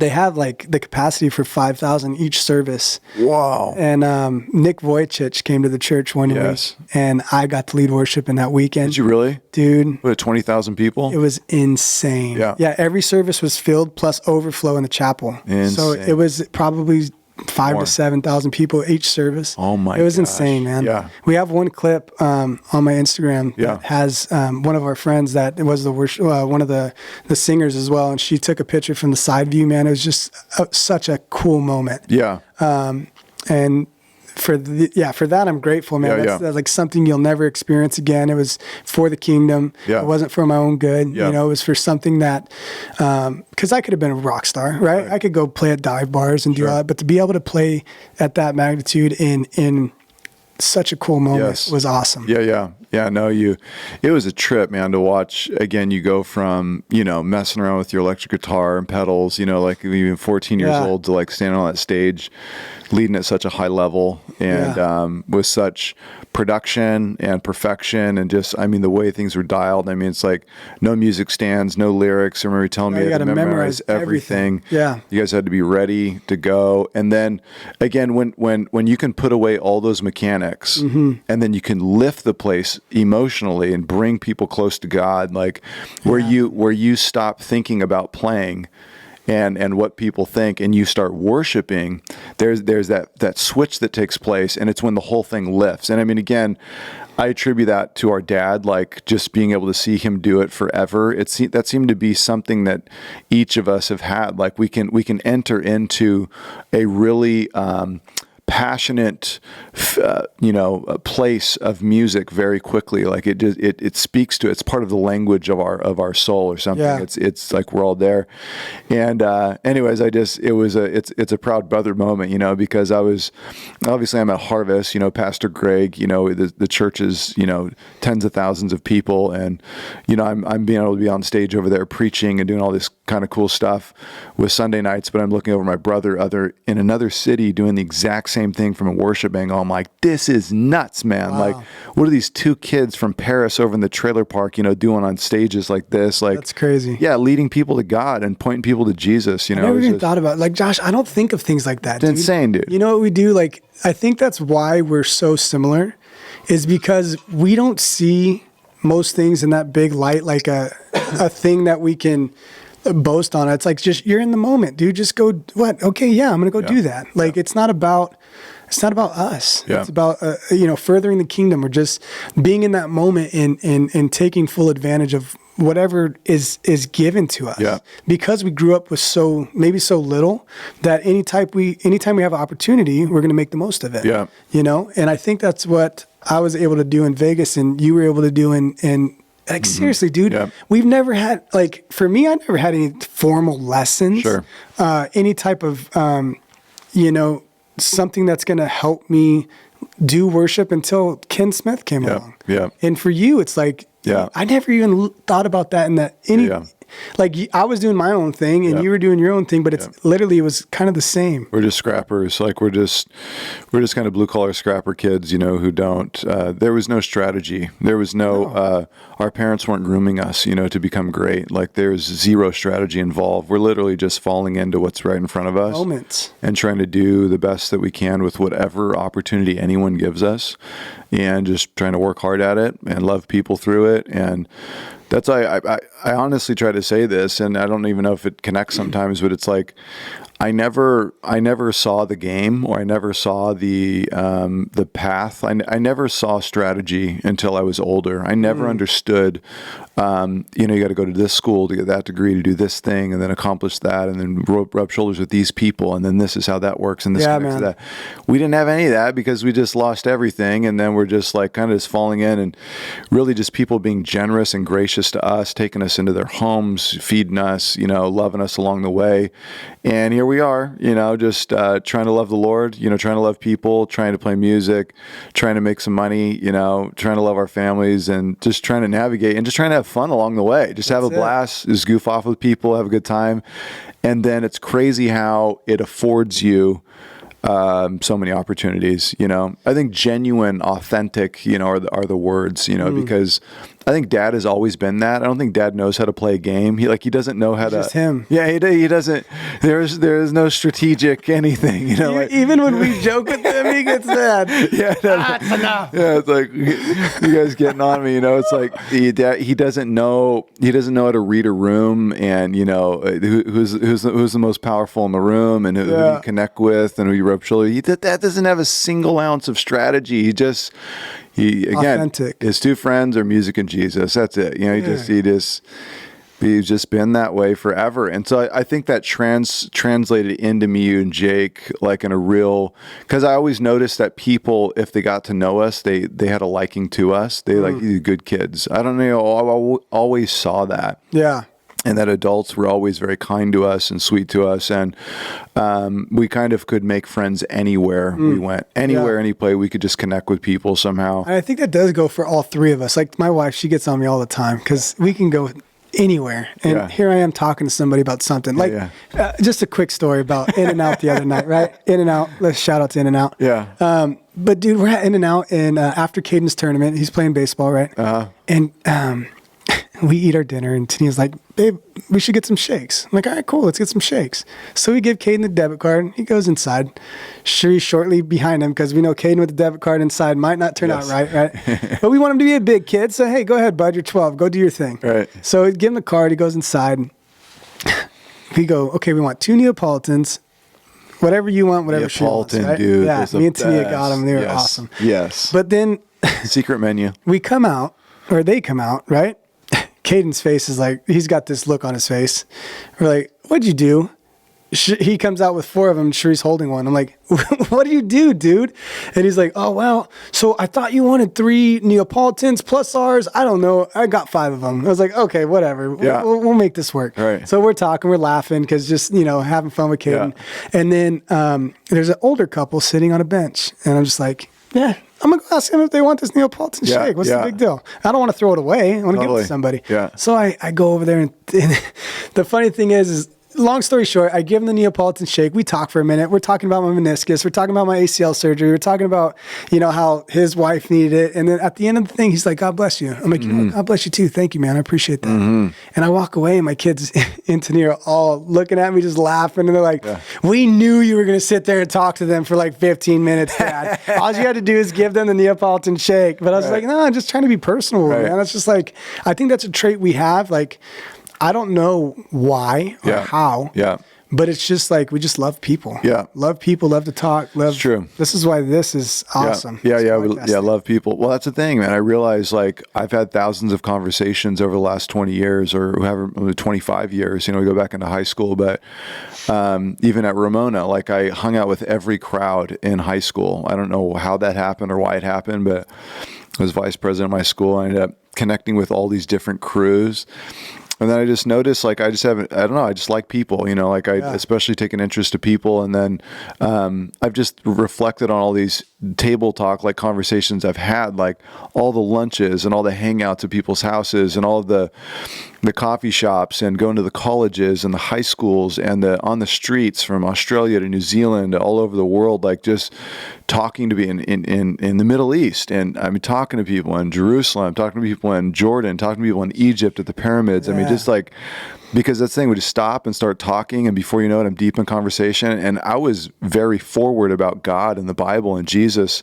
And so I would find myself in these deep conversations with people and it just trying to point them to God, you know, right. But it's like, and then when we planted the church here in LA, one of the first things I did, it was a natural inclination. I said, there's all these new people coming to the church. Hey, you want to do coffee? You know, just get signed up. I'll do coffee with you. I'll buy every single time. I always thought that was the coolest thing. Like you offer people to have coffee. So like we did the calculation. I've done like 1,500 or like 2,000 coffees, like, and it's in these 8 or 9 years. Wow. But it's like, great. That's a lot of coffee, right? It is. It's a lot of coffee. But the conversations, like, it's fun because you get to see God in people. You get to hear people's stories. You get to see how God is working. And I mean, it's just fascinating. You've said, it's weird. I think you said this, that we are a jack of all trades, master of none. Yeah. And this is really true for both of us because we always get ourselves involved in like all of these trades and all these different types of stuff. But then I don't really consider myself a master of anything. Like I more try to do something well at like 70, 80%. Yeah. If I could be a master of multiple different things, or not a master, but a jack of multiple different things so I can get things done. Yeah. There's a meme out there that says, I think Cherie showed it to me. She said, Dad, check this out. And it says, if Daddy can't fix it, it's broke. Right. And that's what I want. Right, right. I want that label. Right, right. Like, that's exactly what I want. Yeah, I want to be, if my dad can't fix it or uncle can't fix it or whatever the case is, then then maybe you need to throw it away. Yeah. But, So yeah, you know, one of the trades that you've excelled at is music, and in the family, you just so happen to be, you got the voice, you got the voice, and you also got the chops for playing, and it really has afforded you amazing. I always call myself just a coffee shop player. You know, I bang on the piano and I bang on a guitar, and then I'll sing a little bit. And I think it's more of the authority gifting side, you know, of like pastoral that's caused me to like pull a crowd into worship, and you know, really, but that coffee shop sound, you're a bit more polished, and Jake too. Jake had the ability to hear music from a lot of different angles. Yeah, man. And Dad too. I mean, Dad obviously play multiple instruments, you know, can hear music, can hear from different angles. So a lot of people don't know, like, look at Jess and they see tattoos and they see the rocking the mullet and the Vipers and the mustache. Oakley's baby, sorry. Radars, Oakley. Vipers, Rad Dad. Rad Dad. I don't have my hey dudes yet. I don't got hey dudes. But you're rocking it. Caden took after you and was just like, he's got the look down. He's killing that mullet. And this is actually just growing back, man. Is it really? He shaved it for a little while, and now he's getting it back. So, dude, if I went mullet, dude, I would get like bald mullet. I would get laughed out of this town, dude. I can't pull it off. Just wear a hat. I thought about doing a mustache, dude coming in strong. Bro. Do it. Oh yeah. Your mustache would be for sure nice. But yeah, no, I mean, music's, it's deep in you. It's still part of your life, still playing a lot. And it's like, I think people are shocked. It's like the carpenter, you know, finished carpenter too, swinging a hammer, you know, doing this work behind the scenes. But then it's just like, it's the singing, you know, blue collar guy. I just, you know, and I think that's why I love worship music so much too. And it's because it's like, but I guess that's why I love country music too. It's because it's the blues, it's the soul, it's the you know, the long vibrato, the now you're talking. I love that stuff. You know, I'm not like, my kids even give me so much crap because if you look at my playlist, it's all like slow songs. Like, we're getting ready to go to a softball tournament. She's like, Dad, put on some music. I'm like, all right. And it hits like a nice slow blues. Yeah. This is my jam. She's like, Dad, you got to play some good music. Like, you know, so, I mean, but that's it. I just love the slow. I love worship. Worship, man, that's just such a good time to get into just letting the room fill itself, you know, just seeing where it takes it and seeing where you go with it. And it's just always like, that's the beauty behind it. Yeah. Yeah. Meeting the Lord. It's a secret place, you know, the worship, the secret place is I always do go back to that song that I first learned that you taught me to help teach me to play there. It's the heart of worship. I'm coming back to the heart of worship when it's all about you. It's all about you, Jesus. I'm sorry, Lord, for the things I've made it. It's all about you. And so it's, you know, it's a song that's basically bent on bringing you back to the simplicity of a relationship with God and just an acoustic guitar and just singing to him and spending time with him. Yeah. And sometimes it's hard to bring a room into that place. It's hard to get a room to that place, but a lot of it has to do with you connecting with the Lord in that moment. You really pointing to the Lord and somehow being able to block out all around you and getting your eyes focused on the Lord. And worship leaders can do that. It is the experience. It's the magic that shows up when you hear someone's voice again go from mechanics and just hitting notes and following a chart to all of a sudden they're singing directly to God, and all of a sudden the room wants to sing to God too, and all eyes are on Him. You know, the team fades away, the worship leader fades away, and all of a sudden everyone's locking eyes with Christ. That's the magic. That's the power. Again, Dad, we watched Dad do that for years. I mean, there'd be a party going on, you know, in the house, and he's by himself playing. Yeah, it's like we're at Grandma and Grandpa's. You know, the pasta's going, the meatballs are going, the garlic's in the air. Yeah, sports are on the background. You know, there's a game going on. This and that. Dad's over in the corner. He's got his keys out. And he is playing and singing and just worshiping, just like he's just in a whole nother world, just like enjoying music. You know, the funny thing is when you say that, I can hear like the little in his Casio beatbox. Dude, there's always that little, like, I don't even know how to explain the sound, but it's like it's supposed to be a snare, but it's like a little boing, boing or something. You know what I mean? Yeah. And like you just know Dad's getting after it, dude. Just playing, singing. He has some of the best vibrato I think I've ever heard, even to this day. We were at my house, dude, and he just came down just to surprise us, hang out with the kids, and for whatever reason, he jumped on the key, and you know what? He just got his Bose like speaker, like his Bose stand-up speaker, and he was pumped about it, so he brought it over, and we were playing with it, set up the full setup in the living room. Yeah, and dude, he brought his iPad out, and he had a couple songs like just pre-recorded, and I just sat back and listened to him do all 3 songs, and it was just like, man, like. It's just crazy how, like, as a vocalist, right, you just sit and you kind of think, like, there's so much I have to do to try and hit certain notes. There's so much I have to do to try and hear certain things. And Dad just kills it every time. Well, part of my favorite thing as a kid was walking up and be like, Dad, play this song. And he literally could play he's a piano man. He can play any song. And he would learn all of the hits.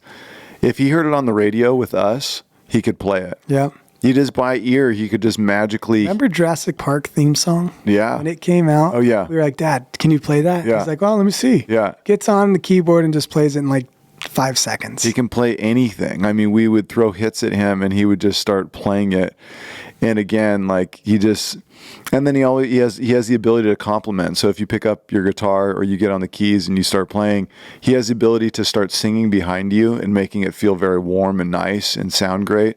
And then he also has the ability to play behind you. He can it doesn't matter what key you're in, doesn't matter what's going on. I was playing like he just solos out, you know. I was playing some song from, I don't even know who I was playing, but it was some song. I guarantee you Dad never has heard it. Yeah. Never heard it. I think it was like a John, what's that guy's name? John Denver? No. John Lennon? Legend. John Legend. I was playing one of his songs, and Dad literally got behind me, harmonizing with me, playing like some little riffs on the piano as I'm playing. I'm like, you've never even heard this song, dude. He just knows, like, okay, it sounds like this. Right. And just put my keys to it and my vocals. And it's just like, man, he didn't even know the words. And he was just humming harmonies, like, perfectly. No, it's crazy. So cool. Yeah, it's I don't even know how else to explain it, but I think it's in our blood. Like, it's just been around us and it's been with us. And it's been a friend in our life. It's a secret friend that a lot of people don't know about, that we bleed music. We bleed musician. We want to be in place all the time. For me, it's a coping mechanism. Yeah. It really is. It's a stress reliever. It's a platform to sing a story. Yeah. You know, or hopefully bless somebody with what I can do. Yeah. Like, because by any means, dude, I am not the top notch. You know, I've even put, you know, just did my TikTok videos or my YouTube videos just to try and see what I can get, right? You know, shout out Jesse Thompson. No, don't do it. Go ahead, look at all my YouTube stuff. Yeah, it's cool. But no, awesome. But like, yeah, man, it's just like, even though I know where I stand in the music industry, I know like I'm okay, but it's just what I love to do. Yeah. You know, and I don't think I'll ever lose it. And hopefully one of my kids pick it up. Yes. You know, they both like to do, you know, the guitar or sing a little bit. Yeah. But it's just something I've always been able to. I hope so too. You know, Jake wanted that for his kids as well. You know, it's just Jake, we hope that, you know, we want our families to experience what we experienced growing up. Obviously, we want to impart that gift to them. Yeah. So we hope it happens. You know, we'll see. For sure. Yeah. I think time will tell. I think my kids are so caught up in sports right now that they don't have time for music. For sure. And we didn't have that. So now that. Yeah. You know, we'll see where it goes. That was part of our sport. Yeah. Yeah. Yeah. And now we're grown up, Jess. I am 40 and you're 36. Yeah. And you're living in Riverside. I'm in LA. Yep. And too far away. I know, dude. I know. It's a dude. I move out here and you move away. Like, what's up with that? No, I know, dude. I know. I worked and tried so hard to get Jess to come out to Southern California, back to Riverside, and they finally made it. And no joke, we're planning the church like a year or two later. Like, it happened. It wasn't very far after. Yeah. Insane. And but you know, it's God's will. It's God's calling. It's what it's a season, dude. Yeah. It's a season. Right. Who knows? We don't know what the next 10 years brings. Yeah. You know? Yeah. No, we don't. And, but we know the Lord's there, and he's been there with us in it. And, praise God that we have him. Praise God that we have his word. Praise God that we have worship. Praise God that we have our families. God's blessed us, and we got kids now. And dude, you got three kids, man. Dude, I'm 40. And three kids. I got 3 kids, and you bought me these J's. Yeah. Those are legit. I have the exact same pair. For my 40th birthday, I had to wear the J's because you hooked it up. That's money. And did that get in the camera, Dave? You see that? I got it. Look at those, dude. Do it again. On the table. Yes. Sweet. Those are awesome. Yeah, they're sick. They, I really like them. It's my first pair of J's, and so I had to wear them today. But I'm 40. You're 36. We're getting old. And it's really cool that we get to do this, kind of like to recap life and then to look into the future as well. We're trying to make family memories now. We're trying to do stuff together. It's obviously hard to get the families together sometimes. Yeah. We've been going hunting. Oh, dude. We've done 2 years of good hunting. I'm telling you, I am like a country boy in my bones, dude. I don't know what it is, Josh. I know. Like, I could be on the 91 freeway in traffic and look in the hills and go, I would rather be up there looking for deer. Oh, totally. Or looking for anything, right? Yeah. I love hunting. I love outdoors. I think the amount of camaraderie that we've had just the last 2 times hunting has been surpassed any other time. So fun. Well, even just the men's trip, right? That we did in Ottawa. Yeah. Like the time in the wilderness with my brother, there's nothing like it. And my kid. Yeah. Like we took Caden and we took Duke. Jake's son Duke, and we took them out, and we've done it 2 years in a row. Yeah. We haven't gotten a deer. We've gotten skunked. Yeah. But it's okay. We got no deer. We did see 3 deer though. And we did get them locked in the scope, but it was a doe. Yeah. All of them were does. Yeah, we saw 3 does. You saw, I think, total of 4 does. Yeah. But so we stalked these 3. Yeah. And we were looking to see if there was a buck hiding in there. Yeah. Because if there was a buck, we could have taken the shot. And then we spooked them. Yeah. And they bounced. Yeah. But it's okay. We did get video and picture of that. Yeah, it was fun to see the wildlife, man. They, I think our wise decision of trying a different zone this year is going to pay off. You know, we're going to kill it, take the trailer out. Yes. Go for a few more days, hopefully. You know, so that way we actually have some time. Because, dude, think about this, guys. We went hunting our first time, and we went 1 day, right? Yeah. And we kind of scouted, not even an afternoon. Yeah. And then went out, saw three 3 doe. Yeah. And then the next time we didn't see anything, we got skunked. But we had done a bunch of kind of research before. We're kind of using our maps and trying to figure out what ravines and places we're going to go, and the valleys that we're going to hang in, the mountaintops we're going to sit on, where we're going to glass. And boy, they look a lot smaller on the little computer screen than they were in real life. Dude, they're massive, and the hiking is insane. I mean, we're hiking forever. Yeah. So we're trying to crack that code. But these have been fun. These have been fun trips, fun memories to make, and things that we're doing, trying to build memories with the family and just get together and continue doing that stuff. I'll tell you what, my son, he doesn't ever have something to say when I say hunting. Huh. He's like, he just loves the time that we spend together out there. It's just, there's nothing, like I said, there's nothing much better than that. Like in God's creation, in the mountains, in the vulnerability of being in the wilderness is just what gets me drawn back every time. Like we saw, remember that mountain lion print that we saw? Oh, yeah. That thing was huge. Man. Oh, yeah. And just to know there's predators out there like that. Right. And just the fun of being out there with your boy, getting dirty, just sitting in the weeds and scouting and just scoping it out. And that's my retirement right there, dude. Just finding some land and going out. Yeah, I hope to take, Eden, Shep, and Wes one day. They grow up, you get after it and get them out there as well. It'll be fun. That's it. And but yeah, the family experience. It's been extreme. The memories mean that much more because, as you mentioned earlier, we lost Jake. Jake stepped into heaven. This is 2014. 2014. Jeez, almost and 10 years. And this was 1 month into the church plant, and you guys had just led worship on that Sunday. Yep. And then Jake was gone on Tuesday, and it obviously it broke us. It broke the whole family. It really brought everybody to their knees. That's for sure. But I think it's caused me and you to reflect and talk a lot more and be very intentional about.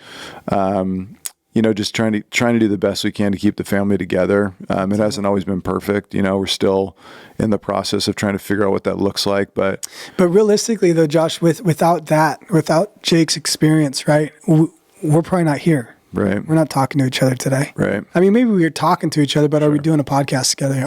Are we hunting together? Right. Are we taking these times to really be intentional with our relationship as brothers? Yeah. We've always had a close relationship, always had a great relationship, but at the same time, we've both had our own lives and kind of doing our own thing. Yeah. And I think with Jake passing, it's been an eye opener to me. The thing I took from Jake passing is the world doesn't stop for nobody. It doesn't stop. Right. And selfishly, like that week after, I was like, why is everybody still going to work? Why is everybody still doing their thing? Right. Like nobody stopped. Right. My job didn't stop. I still had to wake up and feed my kids. I still had to, and in a selfish way, you're like, dang, dude, but that's the reality of life. Yep. The life don't stop for nobody. Right. You could be down in the dumps and I could be, just mad at Jake or mad at the world for what we have now, or I can take it by the horns and go, you know what? Yeah. Life ain't stopping, so I'm not going to feel sorry for myself. Right. I'm going to dust my boots off, get back to work, love my family, love my brother, love my dad, love my wife, and just try to do the best I can with what I got. Yeah. Yeah. Life doesn't, it's not a perfectly, packaged, delivery. It is a package that comes to you with lots of surprises and lots of turns that you would never expect. And we reflect on Dad, obviously reflect on Jake's family and all they had to work through and what we worked through and what everybody's still working through and trying to figure out. But again, the one constant that I will never get away from by the grace of God is his presence, is his consistently being there through it all, because I don't know how else to get through things. You just end up destroying life any other way. And that's the one thing that was hard for me, getting back on the pulpit the next weekend and just and preaching. We did the funeral. Can I say that message was probably your most powerful message that I've ever heard you preach? Yeah. That was if you guys haven't heard that message, get on the YouTube, right? or the YouTube. podcast, find that message. It was the best message I've ever heard you preach. Yeah. It came from your heart, and it was amazing. Yeah, no, thanks, Jess. Yeah, it was a hard message. It's a message titled. I think that's the I'll see you soon. Yeah, I'll see you soon.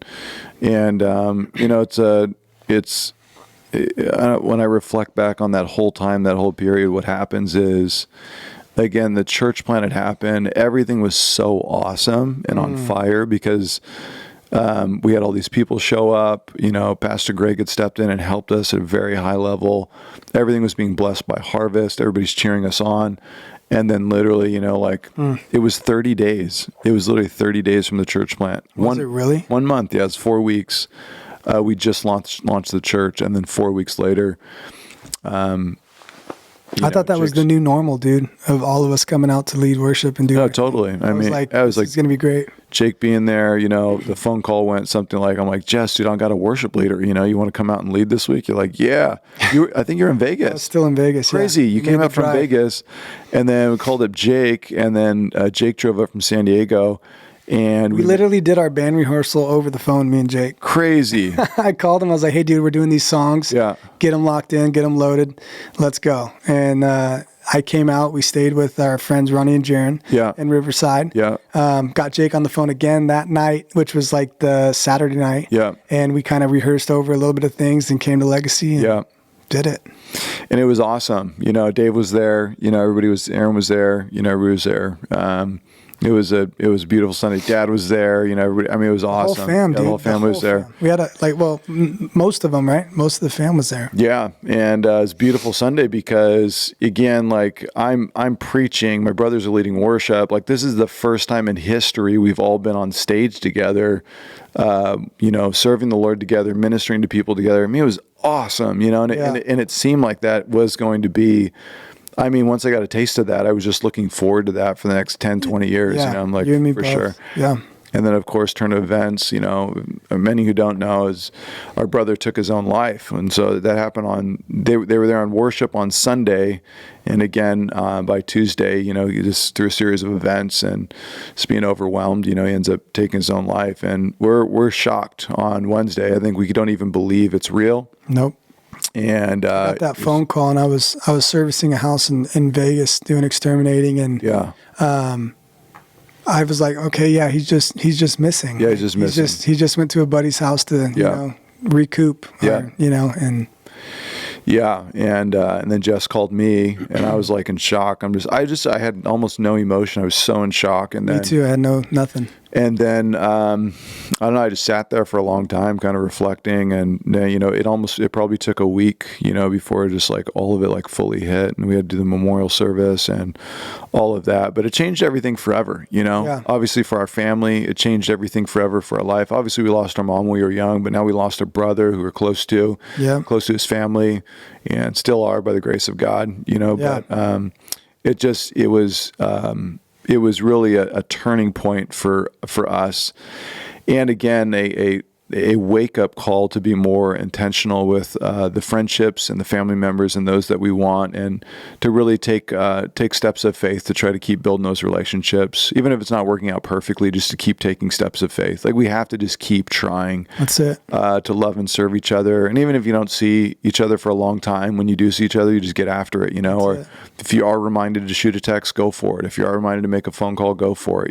Yep. All of those things came to mind, and again, I don't know. I felt like packing up the whole church and packing up the whole thing and just say, forget this. It wasn't fun anymore. It was all of the excitement was gone. It was just because I had to see through that fog. Especially that happened, and then there's a year of mourning. Right, I'm just trying to do a church now for the first year. Wow, just trying to process, and I know Dad was trying to process, and you as well, and in the family, and Jake's wife and his kids, and just the whole thing, So it was an interesting season, a difficult time, but dude. And then on top of Jake, then you get Bear, who just goes missing. It's dude, Dad has been through so much, and just to see him continue to go. Yeah, this is my dad's wife's son. Just I don't know, all of a sudden goes missing. in San Diego, and they never found him. Still haven't. And they think, possibly he's Some murdered. foul play, Something bad happened.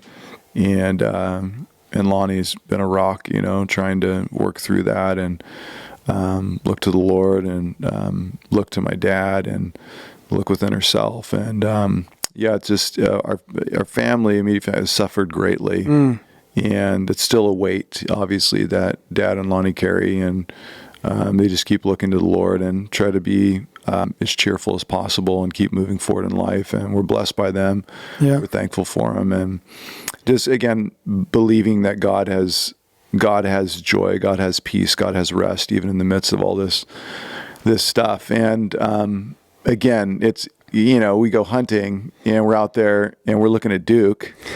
Yeah, and Duke is the spitting image. He is Jacob. The spitting image of our brother. Like I was telling Danae's mom, like, I get flashbacks of Jake, like when he was a kid. I'm like looking at, I'm like, you look like him. You are as tall as him. You move like him. Your shoes are untied like him. Dude, every time.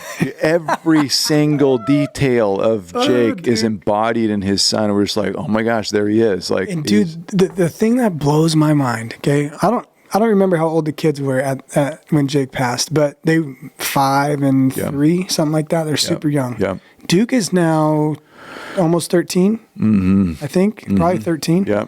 And it's been a while since Jake's been around, but he has these same things that Jake carries. Yeah. And Jake hasn't even been around him. Right. So it's like, how does that even happen? I don't know. It's like that DNA of untied shoes is in his blood. It's in there. And then, like, tie your shoes. No, Duke, we love you. We are for you. Oh, dude, I can't wait. I'll tie your shoes a million times. No, we're going hunting and we're going to get a deer. We're going to have some good time. But no, we love Duke, and but it's just Duke.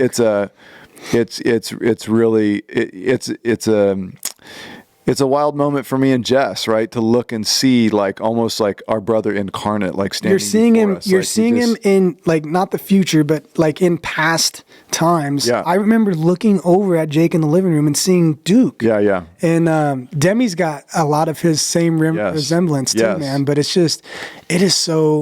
awesome to see. It really is. It's really cool to see Duke just being exactly like his dad. Yeah. And to watch that unfold is I'm so grateful to still be a part of it in some light, and I cannot wait to go hunting this year. Well, to see the kids flourish and do so well, it's giant kudos and compliments to Danae, who stepped in the gap and really filled it and just got after it. I mean, it's such a difficult situation, but great mom, has just done a great job at pouring into her kids. Super good job. They're doing fantastic, and they continue to flourish by the grace of God. And she is such a strong woman, man. Yeah, she's riding horses, barrel racing, and all this stuff. I mean, cowgirl. Yeah, it's just fun to see them both take off. It's great, man. She's done such a good job of being that single mom who's tried to make friends and tried to do her life as well as the kids, and just such a good balance of work and family. The family is her side of the family is so close and so tight knit, and I love that about them. They're always barbecuing, always enjoying family time, and she's had loss as well, not just Jake, but her father passing not too long after Jake. It's just been so much crazy events happening, but by the grace of God, she's killing it. Yeah, she's raising those kids well, and in any facet that we can be a part of it. I love those times. Yeah, yeah. I think that is the theme of life, and something that we've learned is, again, we go back to being kids and hearing worship and being in church, and it just being like a deep part of who we are as people, and we hope that bleeds into all of our family, and that, again, just seeing that the Lord has been with us all the way through. I mean, that's the power. That's where it's all at. To know that He will then be with us into the future. Will be with us into the decades, into the future. We don't have to worry. We don't have to wonder.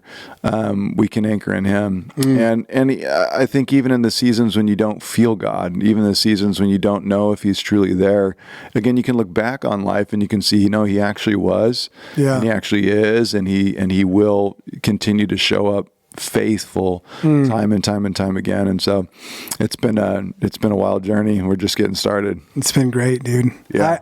I don't think I wouldn't change a thing. I wouldn't change a thing. I've been through so many ups and downs, so many high moments and low moments, but at the end of the day, I can look back and say everything's happened the way it's happened. Maybe for a reason, maybe not for a reason, but I've learned. I've learned a lot. Yeah. And continuing to learn, and continuing just to make sure I wake up. And my wife gets on me. She hates that I say this, but I say I'm waking up to a new day. Today's a new day. Right. Doesn't matter what happened last night. Right. Even if we fought, argued, whatever the case was. Even if I was, a jerk or I ruined something. You know what? Today's a new day. Yeah. And by the grace of God, I've woken up to it, and I'm going to treat today as such. Yeah. And I forgive you, and I forgive myself, and I know that God's here for us. Yes. I live on that. Yeah. So truly. It's today's a new day, tomorrow's gone. I can't change what's happened, but I can change what the future brings. So shout out to our wives for putting up with us. Oh yeah. We're a couple rough guys. Love you, babe. Yeah, love you, babe. Sorry. Sorry in advance. I know. Sorry. How many sorries can I get on national TV? Yeah. Hey, I got 10 on there. Love you, babe. We gotta pay for something. I'll do the dishes tonight. I'll do the dishes. Yeah. Our wives are the best. Our kids are the best. And that's one thing that I love, Jess, is like, I think that both of us have been able to find it is just like to keep on, I call it the third and greatest commandment. Love God with all your heart. Love one another as I have loved you, Jesus said. Number 2, love God. Number 1. Number 2, love people. Then please love life. Like get on enjoying life, And I don't know how that's happened, but I think that we've been able to have an absolute blast along the way, regardless of all the crazy that's gone on. Just like keep having fun, keep laughing, keep goofing off. I think that's our coping mechanism, Josh. Now that I'm looking back and I'm trying to see, like, how did we get through this? Yeah. You know how we got through it is like, let's have fun. Yeah. I would rather sit and have a great time doing something just off the wall than just sit in my own junk, sit in my own filth. Right. Well, I'm not going to do that. Yeah. I choose not to be depressed. I choose not to just sit in the dumps. Like, why? Look at everything beautiful around us. Yeah, maybe this circumstance isn't the greatest. Maybe this, failure we had wasn't the best. But you know what? We can change tomorrow. We can change our outcome to be wonderful. Yes. And as long as we have that mindset, dude, we can conquer anything. Yeah. We can get on doing life. Me and Dave, you should know this. Me and Jess we're a little crazy. Our wives think we're crazy. It's just like we'll be sitting there like over at Jess' house talking about something, over my house talking about something, and we'll be like, we could probably do that. We could probably build that right. We could build that. Yeah, we could probably do that right now. Actually, and then we get up. We'll have an idea. We'd be like, man, it'd be so cool if we had a swing in that tree. Like where the kids would love that. Or it's like they've built a house in that tree. It'd be really cool if we do that. And all of a sudden we're like, look, I got a bunch of wood right there. You want to get after it right now? Let's do it. We pick up the hammer and literally we're like building in the middle of the family gig. We're like building a tree house. It's like looking at our wives are like, what are you guys doing? Oh man. I mean, absolute classic moments, but it's like, don't put me and Jess together if you want to just sit down, because what ends up we get together and then before you know it, we're building a house like right in front of us. We just want to do something. We want to get after it. We want to make stuff happen. But I do think that bleeds into not sitting around and get on enjoying life, get on doing something. And so it's like, we get an idea in our heads, it will happen. Like it's going to be accomplished. Yeah. And fun is the vast majority of it. We have a really good time. I'm loving life. It's a great time. Dude, thanks for coming on the show. Thanks for having me, man. Love you, brother. Love you too, man. Let's go get some lunch or something. Let's go eat something good. Let's do it. And I appreciate you coming on the show. And I'm hoping you'll come back on again. I would love to come back on again. Yeah, we got more stories to tell. Yes. All right, love you, Jess. Love you too, man.